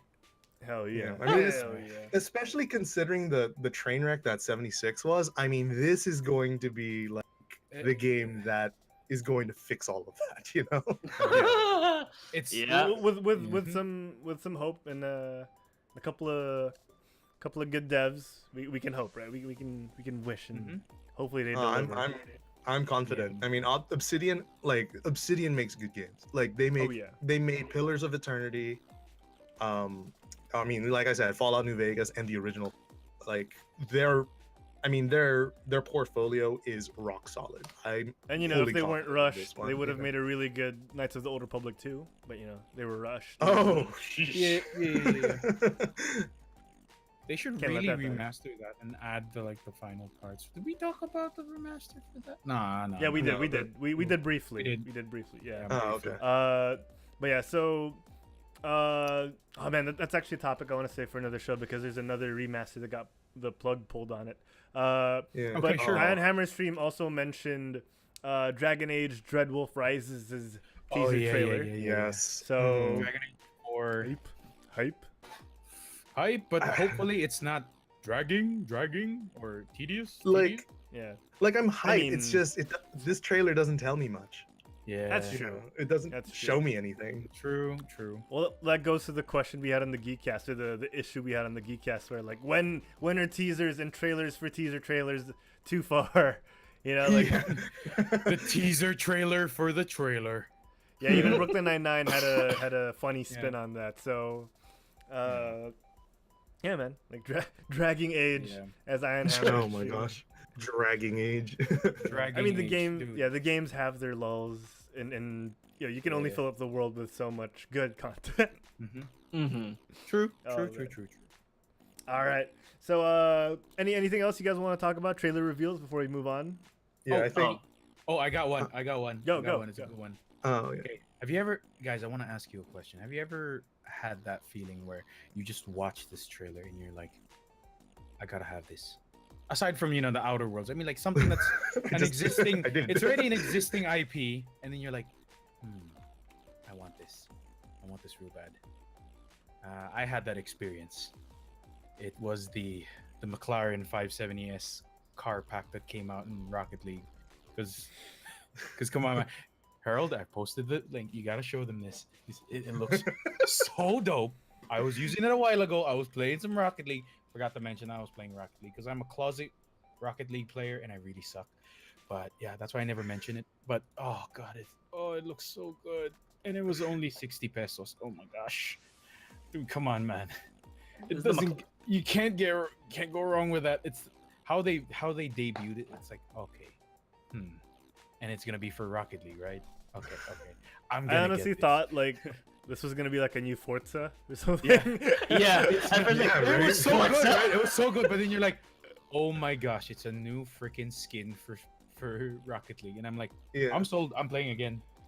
I bought the game. Yeah. I was like, I was curious, and I would play with my friend. I'm sure you guys know him. The Notorious. I'll just call him the Notorious KGM. That's his. And we would play this a lot. We would play this a lot, like Rocket League 2v2s. He's normally the one who scores. I'm just the one who like rebounds. the Now ball you're with shy about revealing people's real identity. No, because the last time I did that, he got mad at me. Oh, Oh my that's God. fair. Yeah. So I'm pretty sure I won't do what I did a while ago again.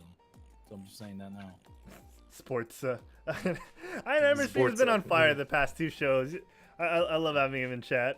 But yeah, like so how big of a deal is a car pack in Rocket League? Because I was expecting like a bunch of cars, but so Yeah. I'm guessing this is just one deal. Yeah. Okay. Well, one, it look aesthetics wise, it looks good, but it doesn't really matter because if you don't got skill, then why the hell did you buy it in the first place? Just because you want it. It's like how they released the Batmobile and like a Superman based Batmobile as well. It's so weird. I mean, like they had this for Batman v Superman. They released the Batmobile from Batman v Superman in the game. And the thing is, you could change. The thing is, if you're a blue team or if you're red orange team, you're always in different colors. Like the car changes based on what team you're on.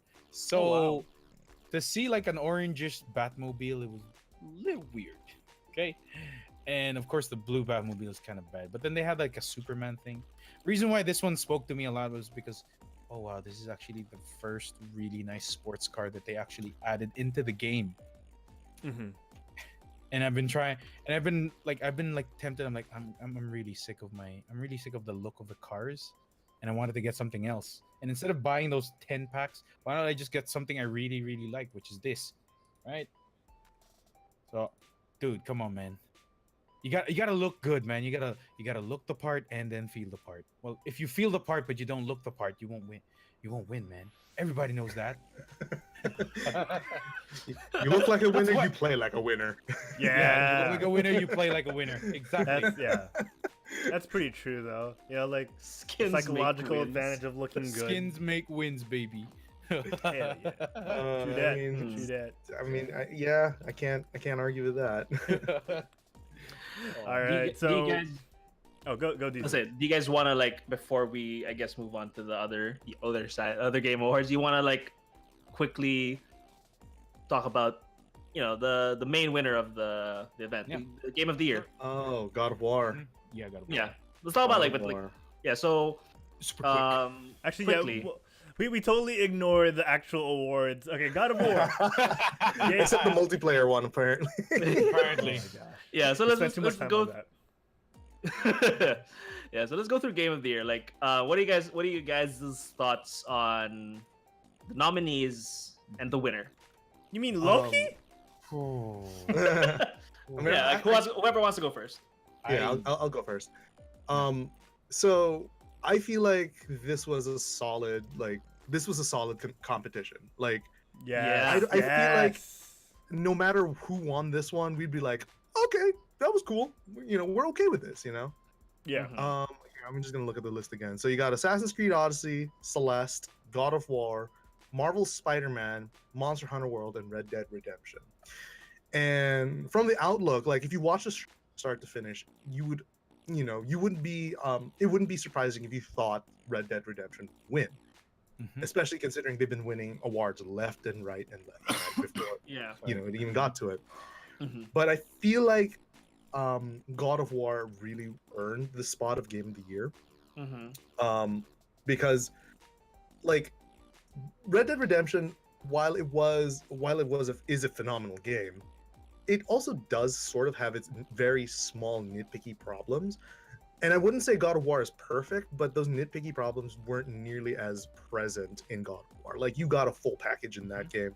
Red Dead, you got a full package too, but there was something off about it, I guess. Yeah. And I feel heard. like I feel like the thing about Red Dead is there was a lot of stock put into the story, and then gameplay was a little jank. Because this is Rockstar we're talking about. They make good games, but their games are, well, they occasionally get janky. You know what I mean? Yeah, they do.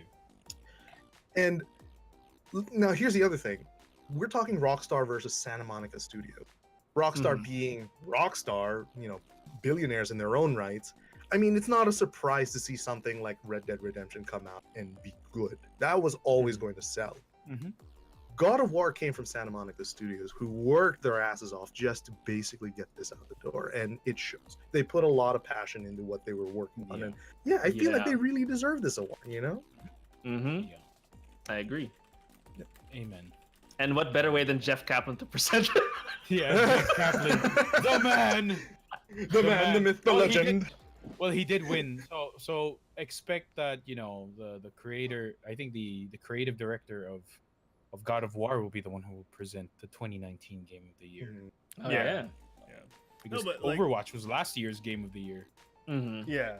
No, but we like what ElderDjinn said. All of these games, like this is what we wanted to mention earlier on when we were going through the whole debacle of the category that is best multiplayer game. This was a category that was stacked.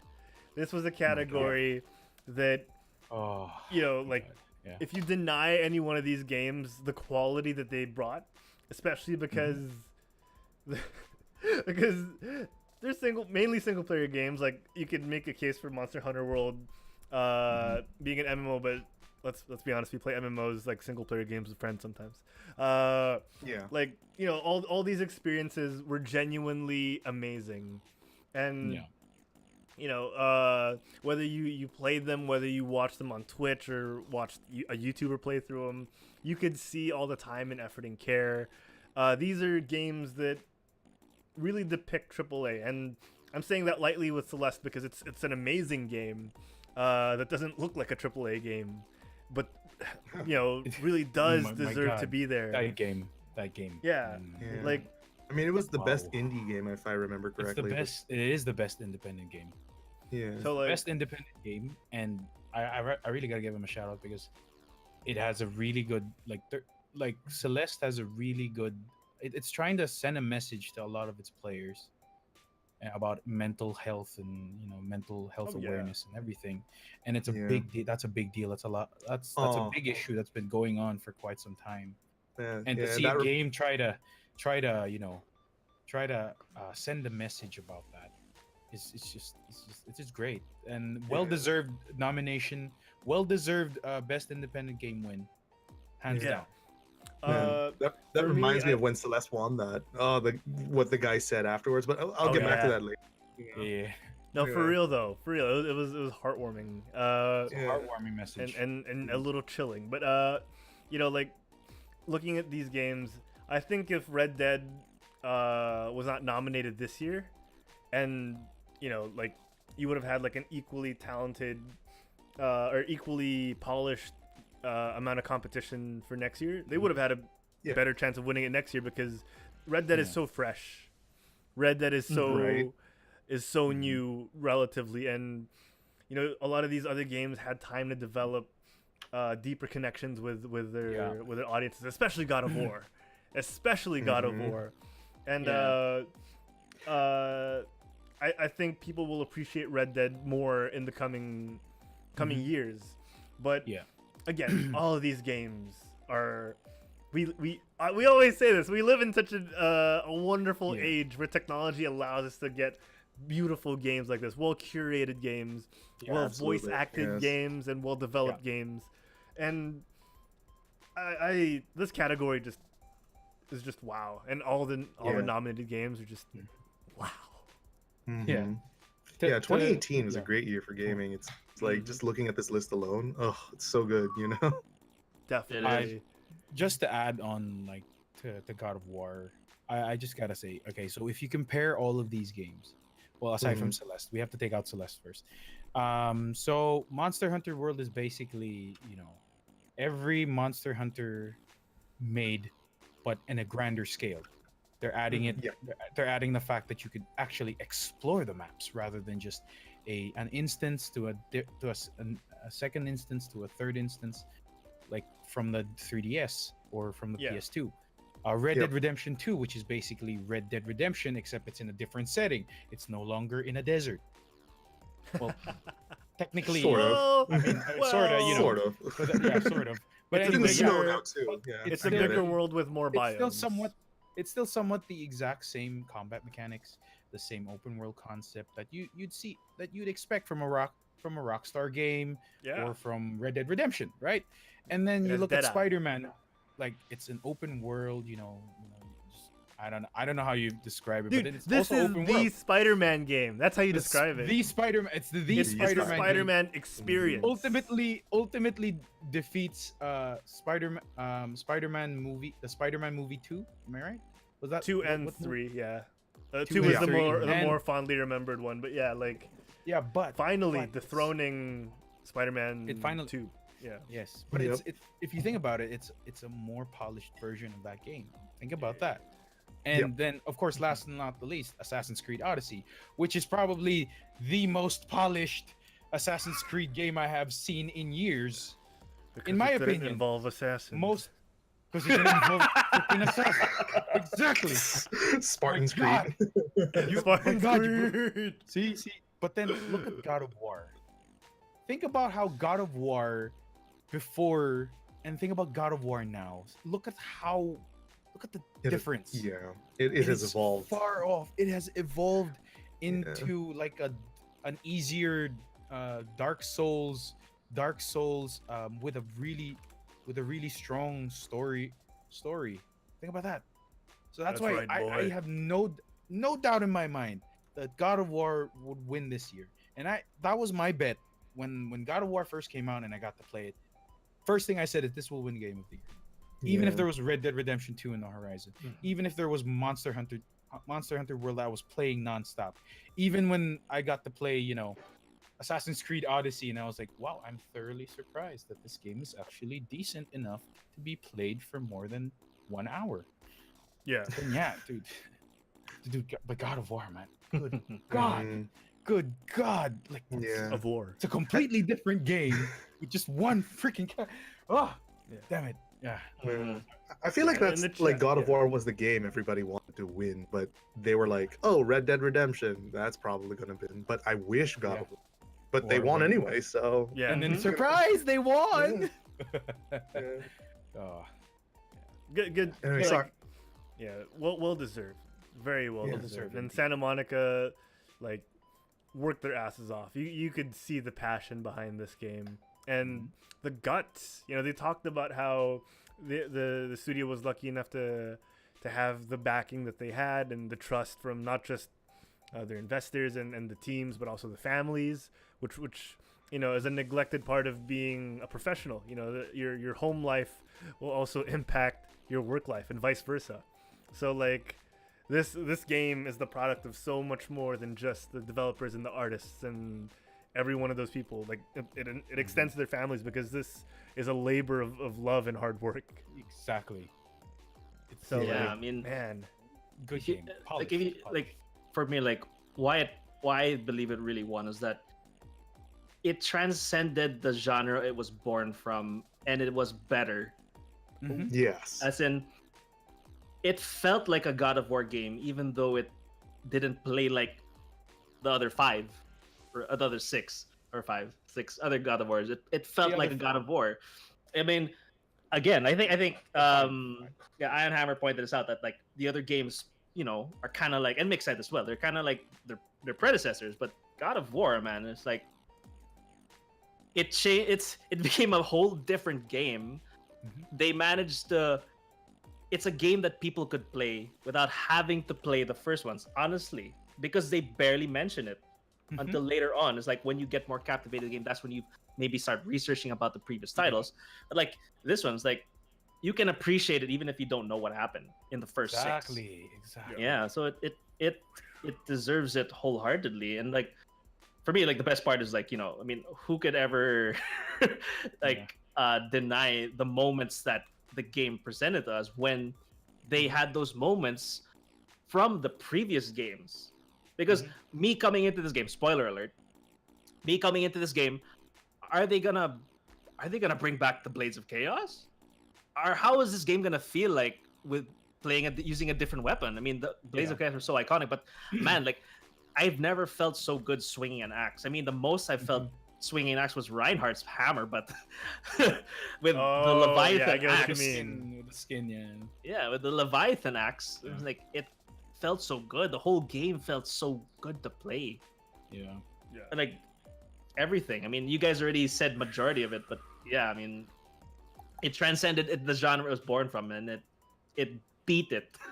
It was a whole different game, and it was still a God of War game. Yeah. Yeah. That's There's a whole different story Yeah. as well, in Yeah. the sense that like it, like Iron Hammer says in the chat, it was old man Kratos. old Yeah. man Kratos. It's Mhm. kind of reminds me of Gran Torino. Yeah, like Iron Hammer's like someone dropped an evolution stone on God of War. Oh yeah, It was man. good. It was good. It was good. All right, Definitely good. Yeah. so Oh, man. Okay, Is so- it time, boys? Is it time? I Are think we it is. going? Oh boy, here we go. Okay, so before we get to the, I want to say that to finish things off, but let's get to a couple of announcements that happened. Let's breeze through these real quick. Are you? Ooh, sorry, the music was still loud. Are you guys familiar with animals that talk? Yeah, we've all seen animals that talk. Animals that run. Animals that run real fast. Yeah, gotta go fast. Gotta go fast. Oh, you mean Knuckles? Did Knuckles flies, run though. fast? Oh, Yeah, he flies. But yeah, so ladies and gentlemen, Sonic the Hedgehog has been announced for November. Am I getting this right? November or September? I forget how these posters are. I think it was November. November. November 8th, 2019. We're getting a Sonic the Hedgehog movie from the producer of The Fast and Furious. All right, from Paramount Pictures, guys. No fake. I want to go through this really fast, but first of all, I do want to say if Sonic does not yell out "family" every like 5 minutes, this won't be worth it. Oh my god. He's gotta say, "This is Brazil." What? Vin Diesel can play Knuckles Fast and maybe, but Furious. I don't know. Oh man. Hey, Sonic, you gotta go fast for our family. See, Iron Hammer Pretty bad. is receiving the poster quite well. He's saying it's very 90s, which I sort of agree with. Yeah. It's also a little reminiscent of Back to the Future with all the lightning and then the smoke. True. And the focus on the center image, which is also covered in shadow, I guess. Ooh, is a Shadow the Hedgehog? No, but and this is the other poster that's supposedly rumored to be real.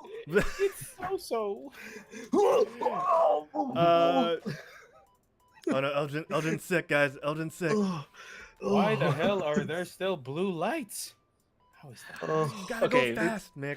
Atrocious. All right, like I'm a huge Sonic fan. Can I just say I I am know. a huge Sonic. I know. grew up with Sonic. Me and my brother grew up with Sonic. But can I just Were you point guys out? close? Huh? We Yeah, they grew up with Sonic. Very We close. grew up with Sonic. We grew up. Same preschool. I heard. Yes, sir. If you pull up a picture of Sonic on the internet, his limbs do not have fur.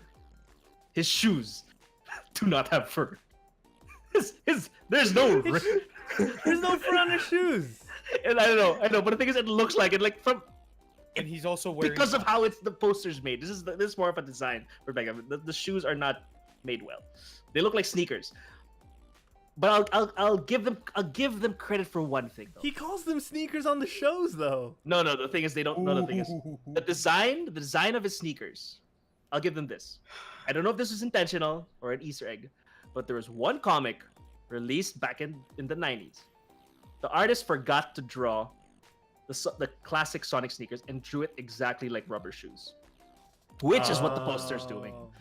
Which I hope to God is a reference, or in the movie they're gonna change it. They're gonna make it like he kicks it off or something. I don't know if it's a reference or whatnot, but because I am such a huge fan, there's like I'm gonna nitpick. I'm sorry, but yeah. Now look at here. There's one last thing. So yeah, but the thing is, the fur on his limbs, he doesn't have fur. It's supposed to be skin. It's supposed to be skin. And if you look at how it's lit, it doesn't look like there's a flesh circle in his belly. It looks like there's fur on his Oh belly. yeah, that's true. Yeah. Also, I don't think that hedgehogs actually grow fur. I'm not sure. Could someone? There's spines. There's spines. Spines, grow yes. spines. But so but in how- front, Yeah. Why is he? their front there? looks like the front no, part of he the does. bodies. The front of the body has fur. What? Isn't that fur? Yeah, well, sort of. Sort of. Yeah, you could say that. Yeah. Oh, that's so Oh, look at that cute. hedgehog. And then Oh, all of a gotta be sudden, fur. it had. That's fuzzy. Yeah. That's gotta be fur. Gotta get fur. But yeah, so Gotta go I get it. Like the iconic Sonic look so far. Again, we don't get why this is live action or CG, but it is. Oh, no. We don't get why he looks the way he does, and you know, again, we're basing this all off of one very shadowy poster, and one that's supposedly a bootleg. Hairy The movie's bootleg. gonna be set in Uh, San Francisco. That I don't get. Okay, we'll see what happens. We'll see. But We'll see what happens. Let's see. Oh my Let's see. gosh. not I a promising start. Scherzo says to put it. It raises many eyebrows. It's the best way to put it. Yeah. Yes, lots. Oh, It's not last a thing I have to promising point out. Sorry, this is the last, then we can move on. Go. The Sonic logo. I have to flash up the Sonic logo. Oh my god, I've never seen any my legitimate gosh. Sonic logo by Sega putting Sonic's face, Sonic's like silhouette head, his traditional look on the silhouette on the C. Never, ever have I never seen that ever. So I don't know, like ever. never. Hey man, it's Ev- 2018. Get with the times, dude. We got Yeah, Diego. Like Iron Hammer said, their we shoes are Balenciaga. you know, Balenciagas. man. That's not. you know, for all you know, he's wearing a very expensive Gucci shirt for like $500. Oh my gosh. Get with the times, dude. Millennials, dude. Guy, I just looked up the Wikipedia article for the Sonic the Hedgehog movie, Okay. and it actually says who's gonna be in it. Oh no. And so they got Ben Schwartz voicing Sonic. First of all. What? Who's Ben Oh, Schwartz? Yeah. Ben Schwartz. Ben Schwartz And this is the... this Parks and Rec, I think he was in. Yeah, Parks and Rec guy. Mm-hmm. And this is the one that really made me go, oh, what are they doing? Jim Carrey as Dr. Ivo Robotnik. So we're just Voicing. getting him playing Voicing. every. Okay, Probably voicing. I don't know, because Oh my God. James Marsden's going to be in the movie too as a sheriff. Oh. So we're talking He's like been this is live typecast. action. James Oh my God. Marsden has been typecast. a newly appointed sheriff of Green Hills. That's what I'm reading on the Wikipedia. Green Hills San Yes. Juan. So it's based in Manila. Oh my gosh. Clearly in San Francisco, but based in You know? we have a Golden Gate Bridge here in Malate. I'm just kidding. Oh gosh. You mean the Mandaluyong Bridge? I'm sure as hell it doesn't look like that. The Mandaluyong Makati Bridge. Oh, you don't know? It's gold as well. Man. Oh my Man, gosh. I can only imagine this game having as many, or sorry, this movie having as many glitches as the Sonic 06 game that had. boy. Oh my god. Because this is going to be a movie with real people in it. So, oh, Sonic's just going to be running through the Golden Gate Bridge and falls through the bridge for some reason. Glitch. But he's still running underwater. Oh. Yeah, for some reason. But yeah, okay. Yeah, we're done. Let's not talk about this travesty. Save it for Travesty. for Geekcast. Before we wrap things up with our final topic, another announcement that wasn't made at the Game Awards, but you know, we talked about Monster Hunter earlier on. There's gonna be a little bit of a crossover between Geralt of Rivia and the world of Monster Hunter World. Oh yeah. Yeah. So I for mean, it fans makes of The sense. Witcher, yeah, it really does make sense, and he says it in the trailer himself. You know, it's hunting monsters is kind of a specialty of his. Yeah. Even though he's I called really The wanna see Witcher him- and not the monster. Monsterer. I really want to see him kill a Papalomo. Oh. I gotta say though, like Jerry's making a lot of friends. Like he just meets everybody from every game world now. You know, I wouldn't be surprised if he shows up in. Let's see, what are the? If he shows up in Dragon Age, I mean, I wouldn't be surprised. Yeah. You know what I mean? Mhm. Well, there are witches in that realm, in that world, Yeah. so that's pretty good. Yeah, he's just gonna show up in every fantasy world now because portals. You know, that's Yeah. essentially what's gonna Yeah. happen there. Oh, that's true. I'm just waiting for the Forza Horizon 4 and the Witcher, crossover. Where he's That'd a be playable awesome. driver, even if you don't see the driver in the first place in Forza Yeah. Horizon. He'll be there. He'll be there. Oh man, You'll feel his presence. He'll be driving Roach. Yeah. he's gonna end up in a tree somewhere. Like what? Oh my gosh. All right. So to finish things off, guys, we knew this wasn't going to be anything, but it still happened. And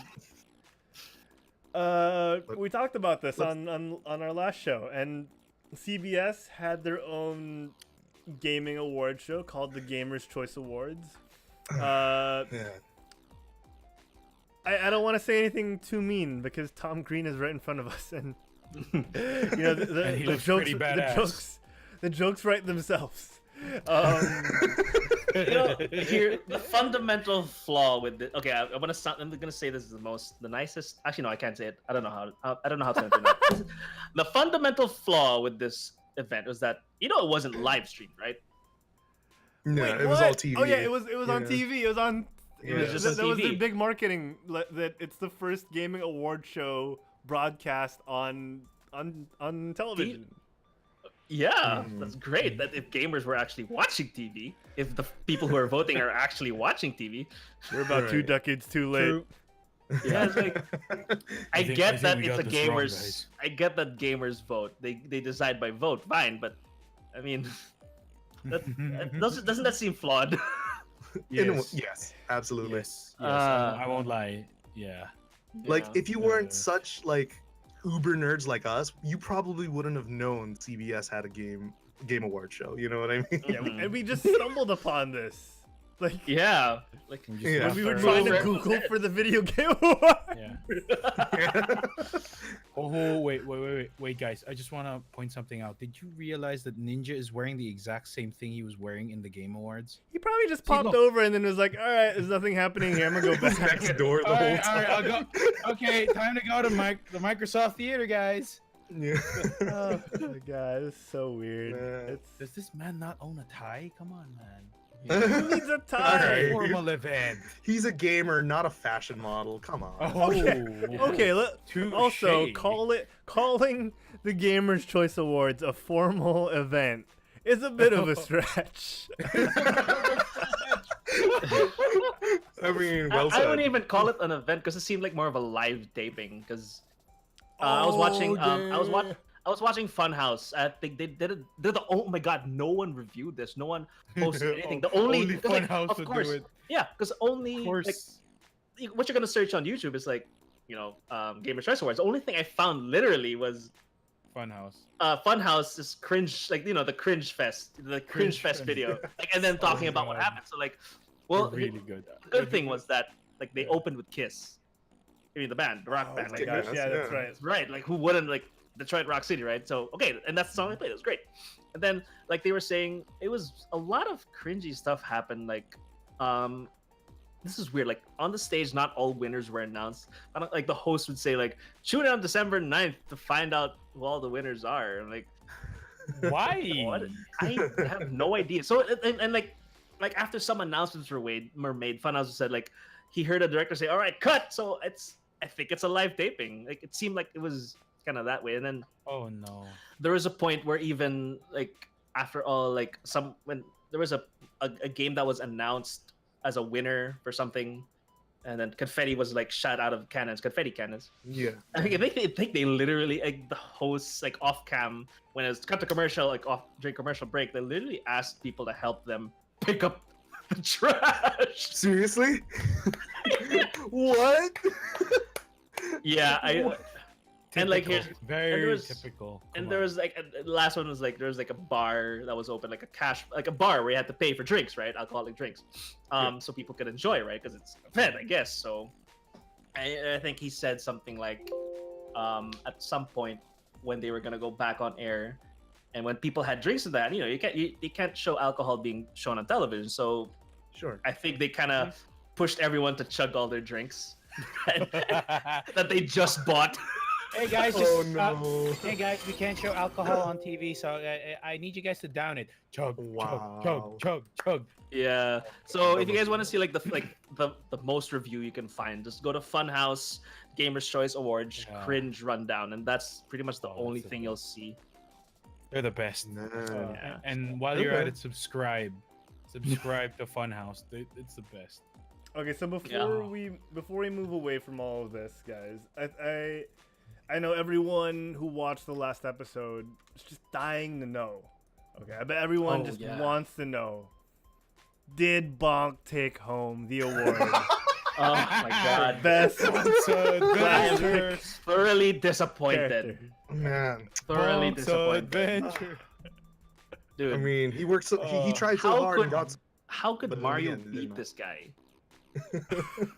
How could I mean- Mario stand up to Bonk? Seriously. Look at Wait, him. wait, hold the phone. Bonk didn't win. No. No. Bonk did I not call win. bull. I call bull. Rigged. I don't know. Rigged. Okay, like, That- you know, I'm gonna have to download the game somehow to see what all the fuss is about it. Like, I'm gonna have to download this game called Mario Brothers and see what all the fuss is about. Oh, I think it's Super Mario Brothers. Oh man, small indie Man, company. What's the that nerve like? of these guys calling it super in the title. Jesus. Yes. Yeah. Super should go to Bonk, man. Super Bonk. Right. Super Yeah, Bonk, man, Yeah. the real adventure.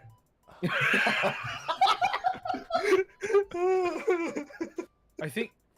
Hey man, I don't know about you guys, but I think I think we have to ask ourselves the bigger question: why wasn't Fortnite part of that favorite retro game list? It applies to every category. Oh my god, guys! I mean, It he's not applies to wrong. every category. Like, yeah, the retro, like the best retro game category included freaking Pong in it, didn't it? Like, Oh my you're comparing God. Pong to Super Mario. That I get it. They're old games, but you Yeah. can't really compare those two. You know? True. So, Oh. okay, how old are we talking about? Are we talking about like, oh, I don't know. I don't know. 10 years old, a decade old, Pong. Yeah, right. decades. Pong release date. I was like 1980 something, dude, or maybe 1972. 72. He's thinking in the 60s, but okay. Yeah. I was Yeah. thinking 70s. I was thinking 80s. I was far off by like a decade. Oh, Yeah. Yeah. Bonk But you was know the wrong. problem with having retro games as a category? Are they gonna do the same category next year? Because they're only so. they won't. They Wait, won't. wait. Right? They won't. You I don't don't get think ahead they of do it. yourself. This is assuming there's gonna be a next year. Okay. Good point. Ah, Let's not get ahead I of don't think there could be ourselves, another guys. one though. he has a good point, gentlemen. There's only one. There's only one like set of games that are retro, I guess. Unless they decide to get a new set. it's but like in all seriousness, that's it. Like if for some miracle this happens again next year, it's like classic rock. Everything that's over like 20 years old is technically classic rock. Yeah, right. They'd have to Right, wait so, another like- 20 years to have the same category. Oh my gosh. Yeah. Okay, I just gotta say like one category that I'm pretty sure a lot of you guys will not agree with as well. Okay, first things Mhm. first. What is the fan favorite gaming device? And the winner was PC. First things first, and I think a lot of us, we were actually talking about this before the show began. Who receives the award? Who receives the award for PC? Bill Gates. Probably Bill Gates. Bill Gates. I mean, unless you play on a Mac. Unless you play on a Mac, Yeah, right? yeah. Like, Playing a you know, Mac. Oh, sorry guys, I play on a Linux. You know, so... or maybe, or if they want like someone content creator related, they get Linus Oh my Tech gosh. Tips to receive. Linus is like, I wanna give this on behalf. I wanna pick this up on behalf of everybody. Oh wait, no, Harold can do it better. Harold, say, do it. Do your Linus impression. So for some reason, they were nominating PC for the best device for gaming of the year, and no one was here. I don't know, man. Like it's messed up. I Tamagotchi was That robbed. was awesome. The Tamagotchi was robbed. Okay. Okay, so another thing that really like, and it's Linus drops it. I'm I sorry, wanna- I forgot about that. I Hammer points out that Linus, Linus drops it because he his- always drops it. was it like his platinum play button or something? Yeah. Oh my god. Ah, Oh who yeah, knows, sorry, man. Mick. Go on. Let's wrap things Yeah. up, Mick. Go for The it. fan favorite esports game. I mean, really, you put Fortnite there. Dota Mhm. 2 had one of the best TIs this year alone. Evo had one of its best this year as well with Dragon Ball Fighters, and you know even. Wait, Yeah. I'm Oh my confused. God, Is that's it Fighters so- or Fighters Z? Fighter call it- Z. Fighter Z. See, it's yeah, like, Fighter what's Z, his name but, kept you know, mispronouncing Jeff it. Keighley called it Fighters. Yeah. So I gotta, you know. Hmm. But yeah, like I gotta with the give the whole man some support. fan favorite esports game thing. Here's the How is- thing. The thing is, do you consider your battle royale games? Let's say like Fortnite battle royale games, whatever. Do you consider them? You can't. What I wrote down was like, it's not an esports game, just Yeah. because you have a contest from it. Like, was it Friday Fortnite? Was it? What are they called? Friday Night Fortnite. When Friday basically Night they have Fortnite thing. Friday Night Fortnite. Just because there's a Streamers prize. things. Yeah, just because there's a prize pool to be won and there's a contest, this does not make it an esport. It's like how Yeah. baseball's a sport, Yeah. but it's not in the Olympics, Yeah. Yeah. and you don't call it best fan favorite Olympic game. And so that's just Well, I mean, how I just baseball is a legitimate sport. Fortnite has Yeah. yet to become a legitimate esport because of a lack Legitimate of a esport. league. Or- Exactly. Yeah. Yeah, and the league is being Mhm. launched next year, and they announced that. But Yeah. that's the thing. There's no league. There was no league in 2018. And how did it win fan favorite esport game? How did it I even mean- qualify in the first place? I mean, I understand if PUBG was there, even if I knew It it is. would win. And, Yeah. oh wow, it is, and It didn't is. Win. See, look, it didn't even win. CS:GO was a fitting part there as It's well. there. It's there. Dota 2, is it there? Yes, it is. Ah, Dota 2. What man. about for fighting games? What were the ones that they placed? Smash Brothers Melee, which makes sense, and Yeah. Dragon Ball Fighters Z. Fighter Z. I mean, Yeah. if Fighter Z won, I wouldn't have doubted it. One bit. Yeah. Actually, if 'cause any it's of an those won esport. it, because they have dedicated leagues for it already. Yeah. This one is a fan. It's a fan-driven league. Okay, fine. It has a league, but it's a fan-driven league Right. sponsored by some big companies who want to make a lot of those V-bucks, But then, dude, Yeah. come on, man. Mhm. Well, I It's mean, just- you say it's a yeah. fan-driven league, but this is a fan-driven award show too, That's- and that's Ah, probably why Fortnite won. God damn it. I God guess damn as it. far as the You're as right. far as the gaming population is concerned, we're littered with 9 and 12-year-olds. So I Yeah. mean, that's probably Yeah. why Fortnite won. I don't know, but it was Yeah. apparently voted for. So I guess I Yeah. just don't feel like it qualifies either. Like it shouldn't be on the Yeah. list to begin. you know. StarCraft has a better chance. Oh my god, yeah. I can agree with StarCraft that. won. Yeah.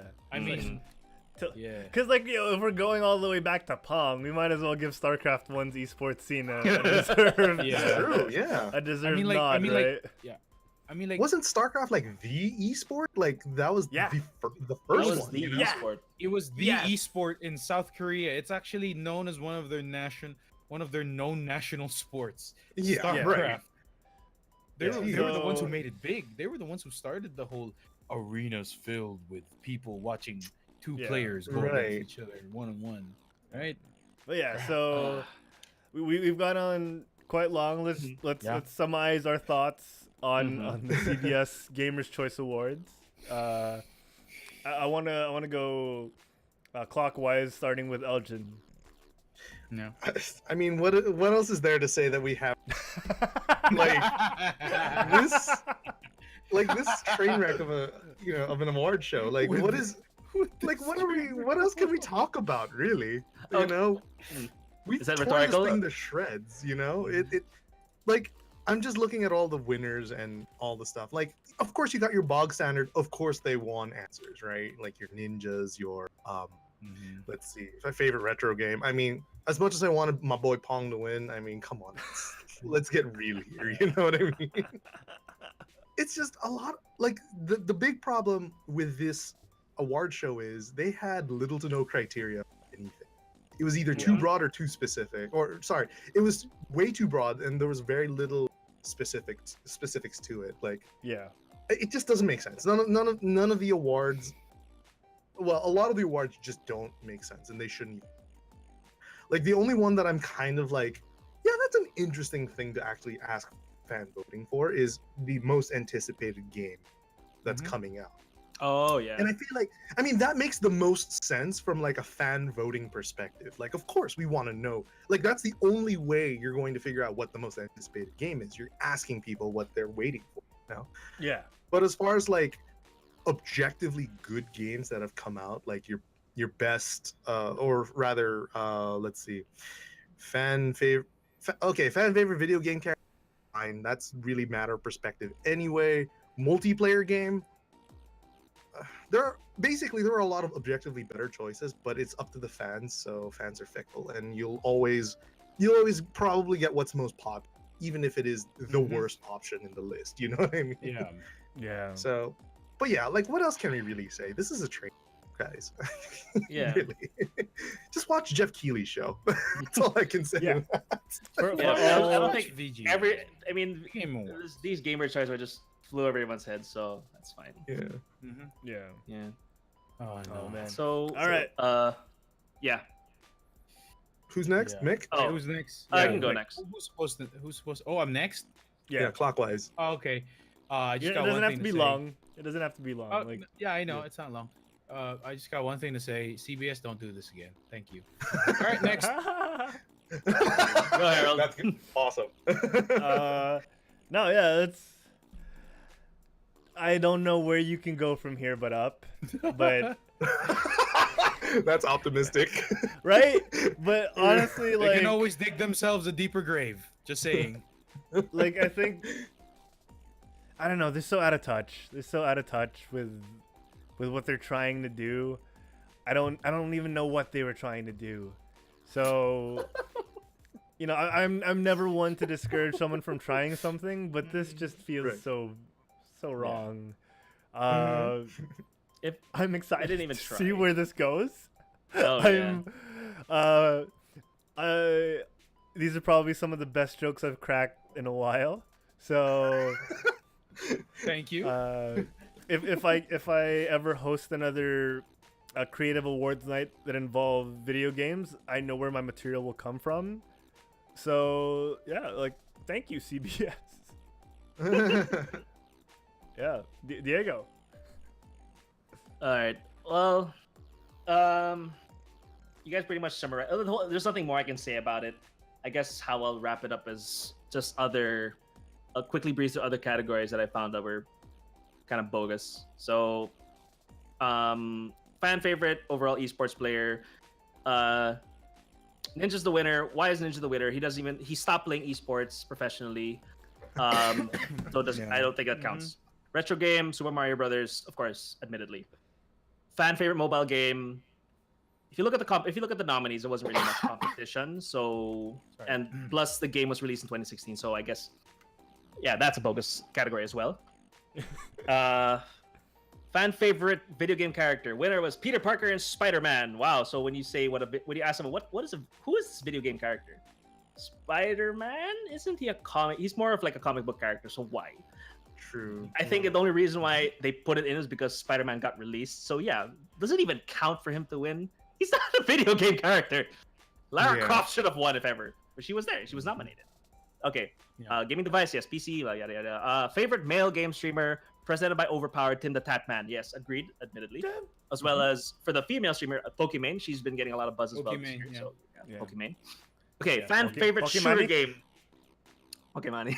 Fan favorite shooter game. Okay, I don't like the way they titled this. Shooter game. What entails a shooting game? Does does that mean first person, third person? What if it's a shooting game? Does that include Splatoon as well? So yeah, what entails a shooting game, guys? Fan favorite fall release. Red Dead Redemption. So why is it only fall that's counted? What about spring, summer, and winter? Well, last one. This one I just have maybe I wanted to Eldon mentioned this. I think we could talk maybe give a few minutes for this one. His most anticipated game is Last of Us 2. Okay, it is a great game, very anticipated as well. But I don't know how it could have beaten Kingdom Hearts 3, which was nominated. The last Kingdom Hearts 3, excluding all that hyper remix 2.8 HD remaster, whatever. The last Kingdom Hearts was released 14 years ago. Yeah. Wow. So why? I mean, again, it's a fan choice award. So okay, I get why, but how could it beat it? I get it's a fan choice, but I know. I mean, people are. I guess it's. If you're looking at demographic today, demographic wise, I guess they're more up to date with the game. I was gonna say.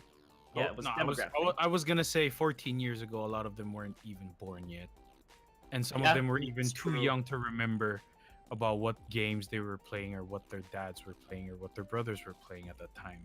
That's why I'm guessing Last of Us 2 got the spot, because the thing is now we're in a time where it's mostly those 16, 17-year-olds that were able to play Last of Us because their dad apparently bought it for them and showed their ID. You just don't understand this, Mick.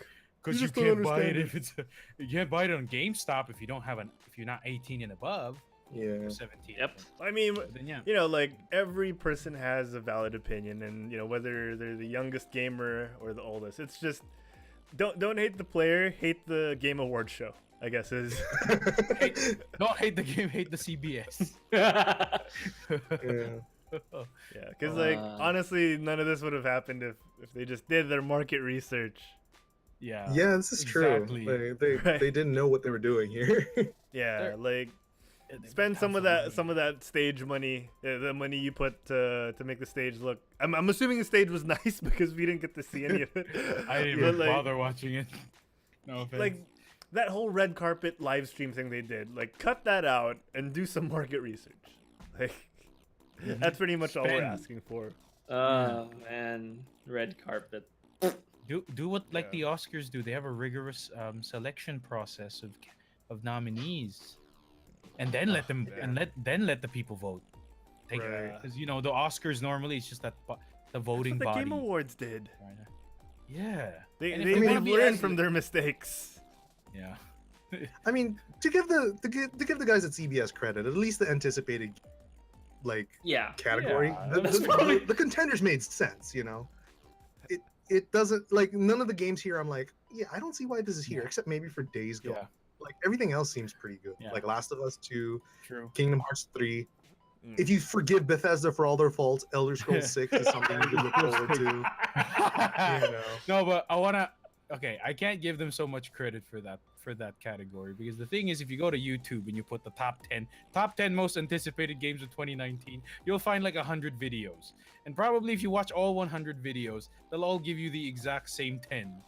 Okay, so it's true. Yeah. Right. So it's a simple Google. So yeah. So, but then if they had look at the categories. I can't give them credit for any of this.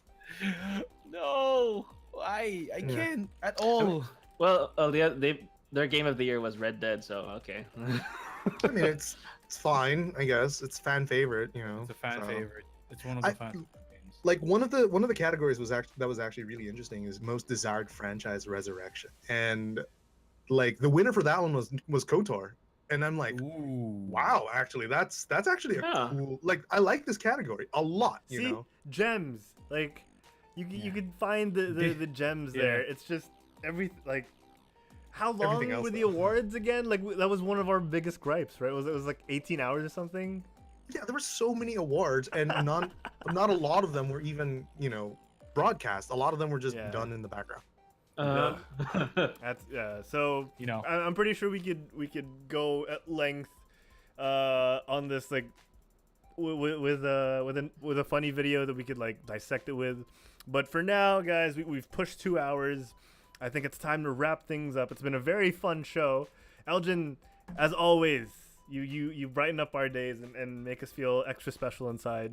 So let's wrap things up. Let me play the wrap up music. Here we go. noise. Space jazz. Yes, my favorite genre.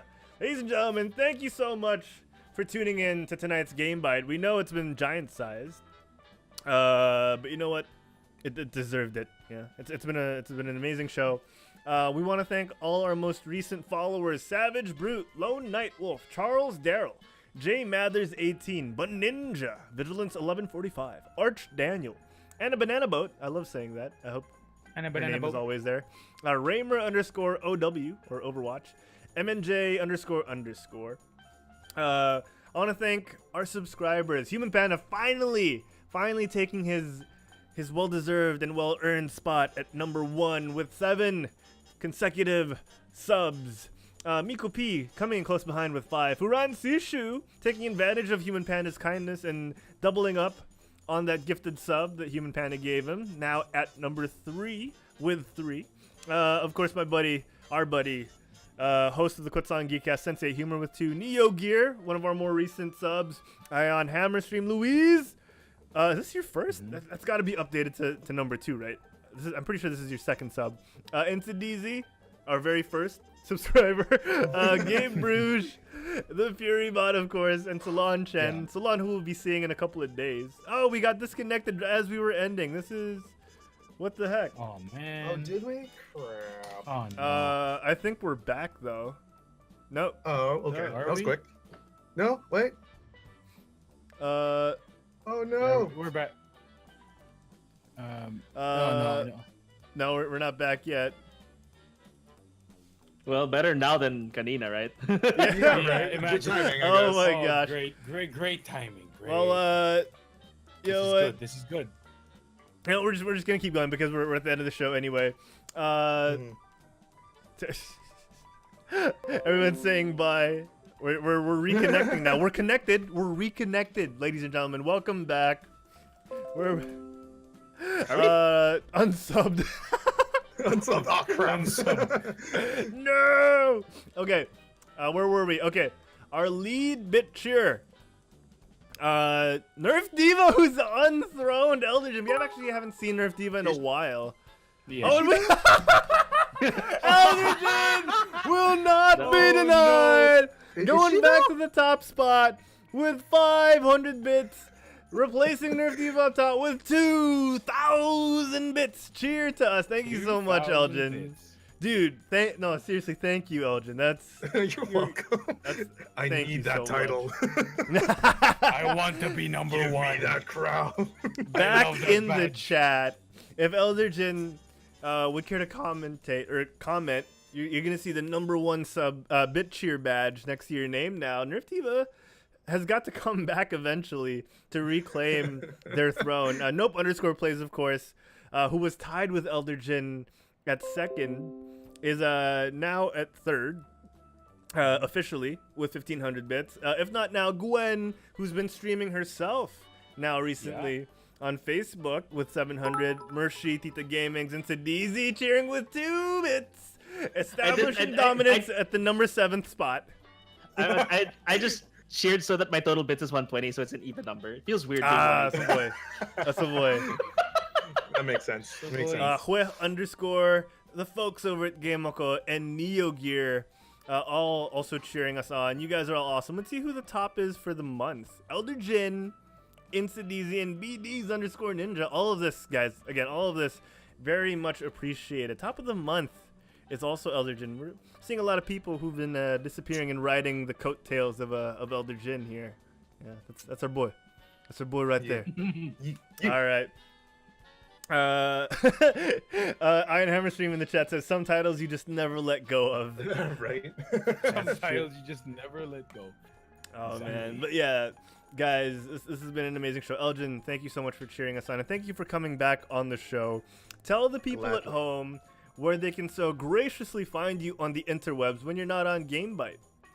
So when I'm on GameByte, there's only one place you can do stream, and that is on Twitch. Twitch.tv/ElderDjinn. See the spelling on the screen here. Yeah, I haven't been streaming regularly lately. I've been kind of busy late, so if I do stream, you'll find me there. Otherwise, yeah, you can probably find me on Facebook if you look my name up. I probably won't add you. I don't know you, so what am I gonna do? But yeah, probably see the ad friend there.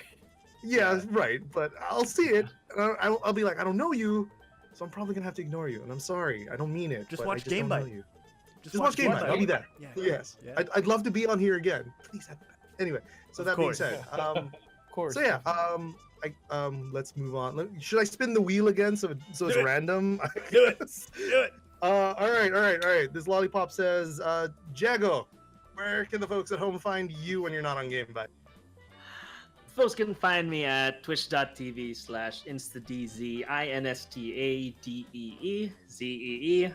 That goes for the other socials as well. InstaDZ for Twitter and on Instagram. You guys also, when I'm not doing any of this, I'm a freelance director. So if you guys want videos, you can check out my website, which is www.diegoz.com.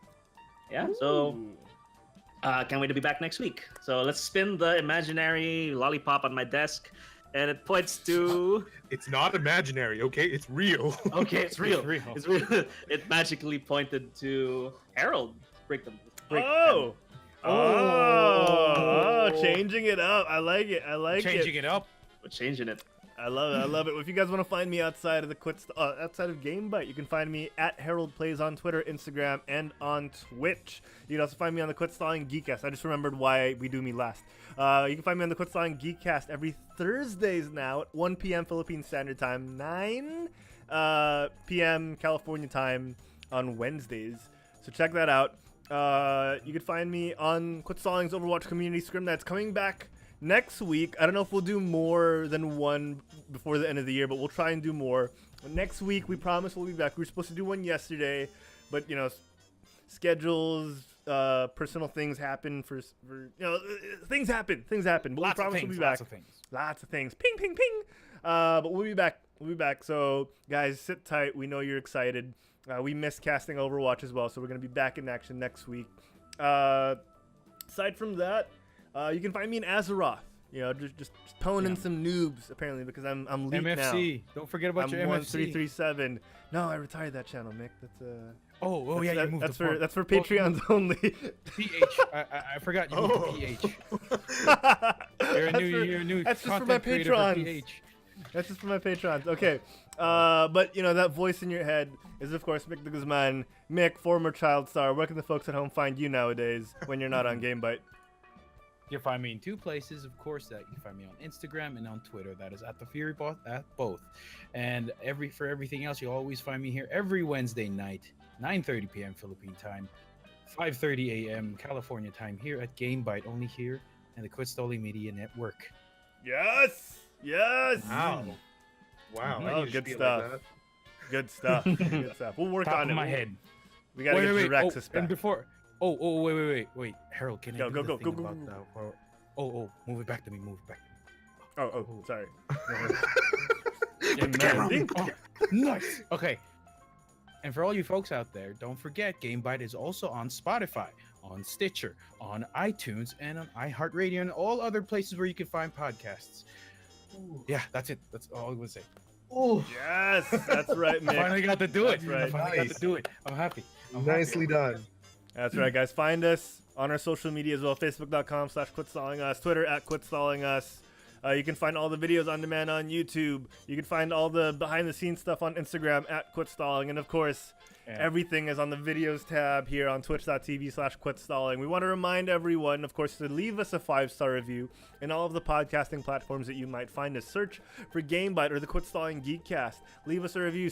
Give us some good vibes on Spotify. All right, do all that. Do all that. And of course, if you have a free Twitch Prime sub, you don't even have to use it on us. If you have Twitch Prime or if you have Amazon Prime, you have a free subscription on Twitch. Give it to your favorite streamer. All right, we know it's us, but give it to another person. Give it to Pokimani, or give it to Give it to ElderDjinn. Yeah, time to Titman, and so many more people. Like there are a lot of hardworking streamers out there. Towley, I guess. I'm just pulling names out of my butt now. Shroud. Yeah, just whoever you like watching. If you have a free sub, it goes to waste if you don't give it to someone, and that's someone's well-being. So go ahead and give them your sub of the month. But yes, ladies and gentlemen, that's it for us. It's been 2 hours and 16 minutes officially on this episode. We will see you guys next week. Same bite time, same bite channel. Till then, get off your butts and quit stalling. Bye, everybody. Bye. Bye. Bye. Bye. Stay tuned for the after show. Bye now.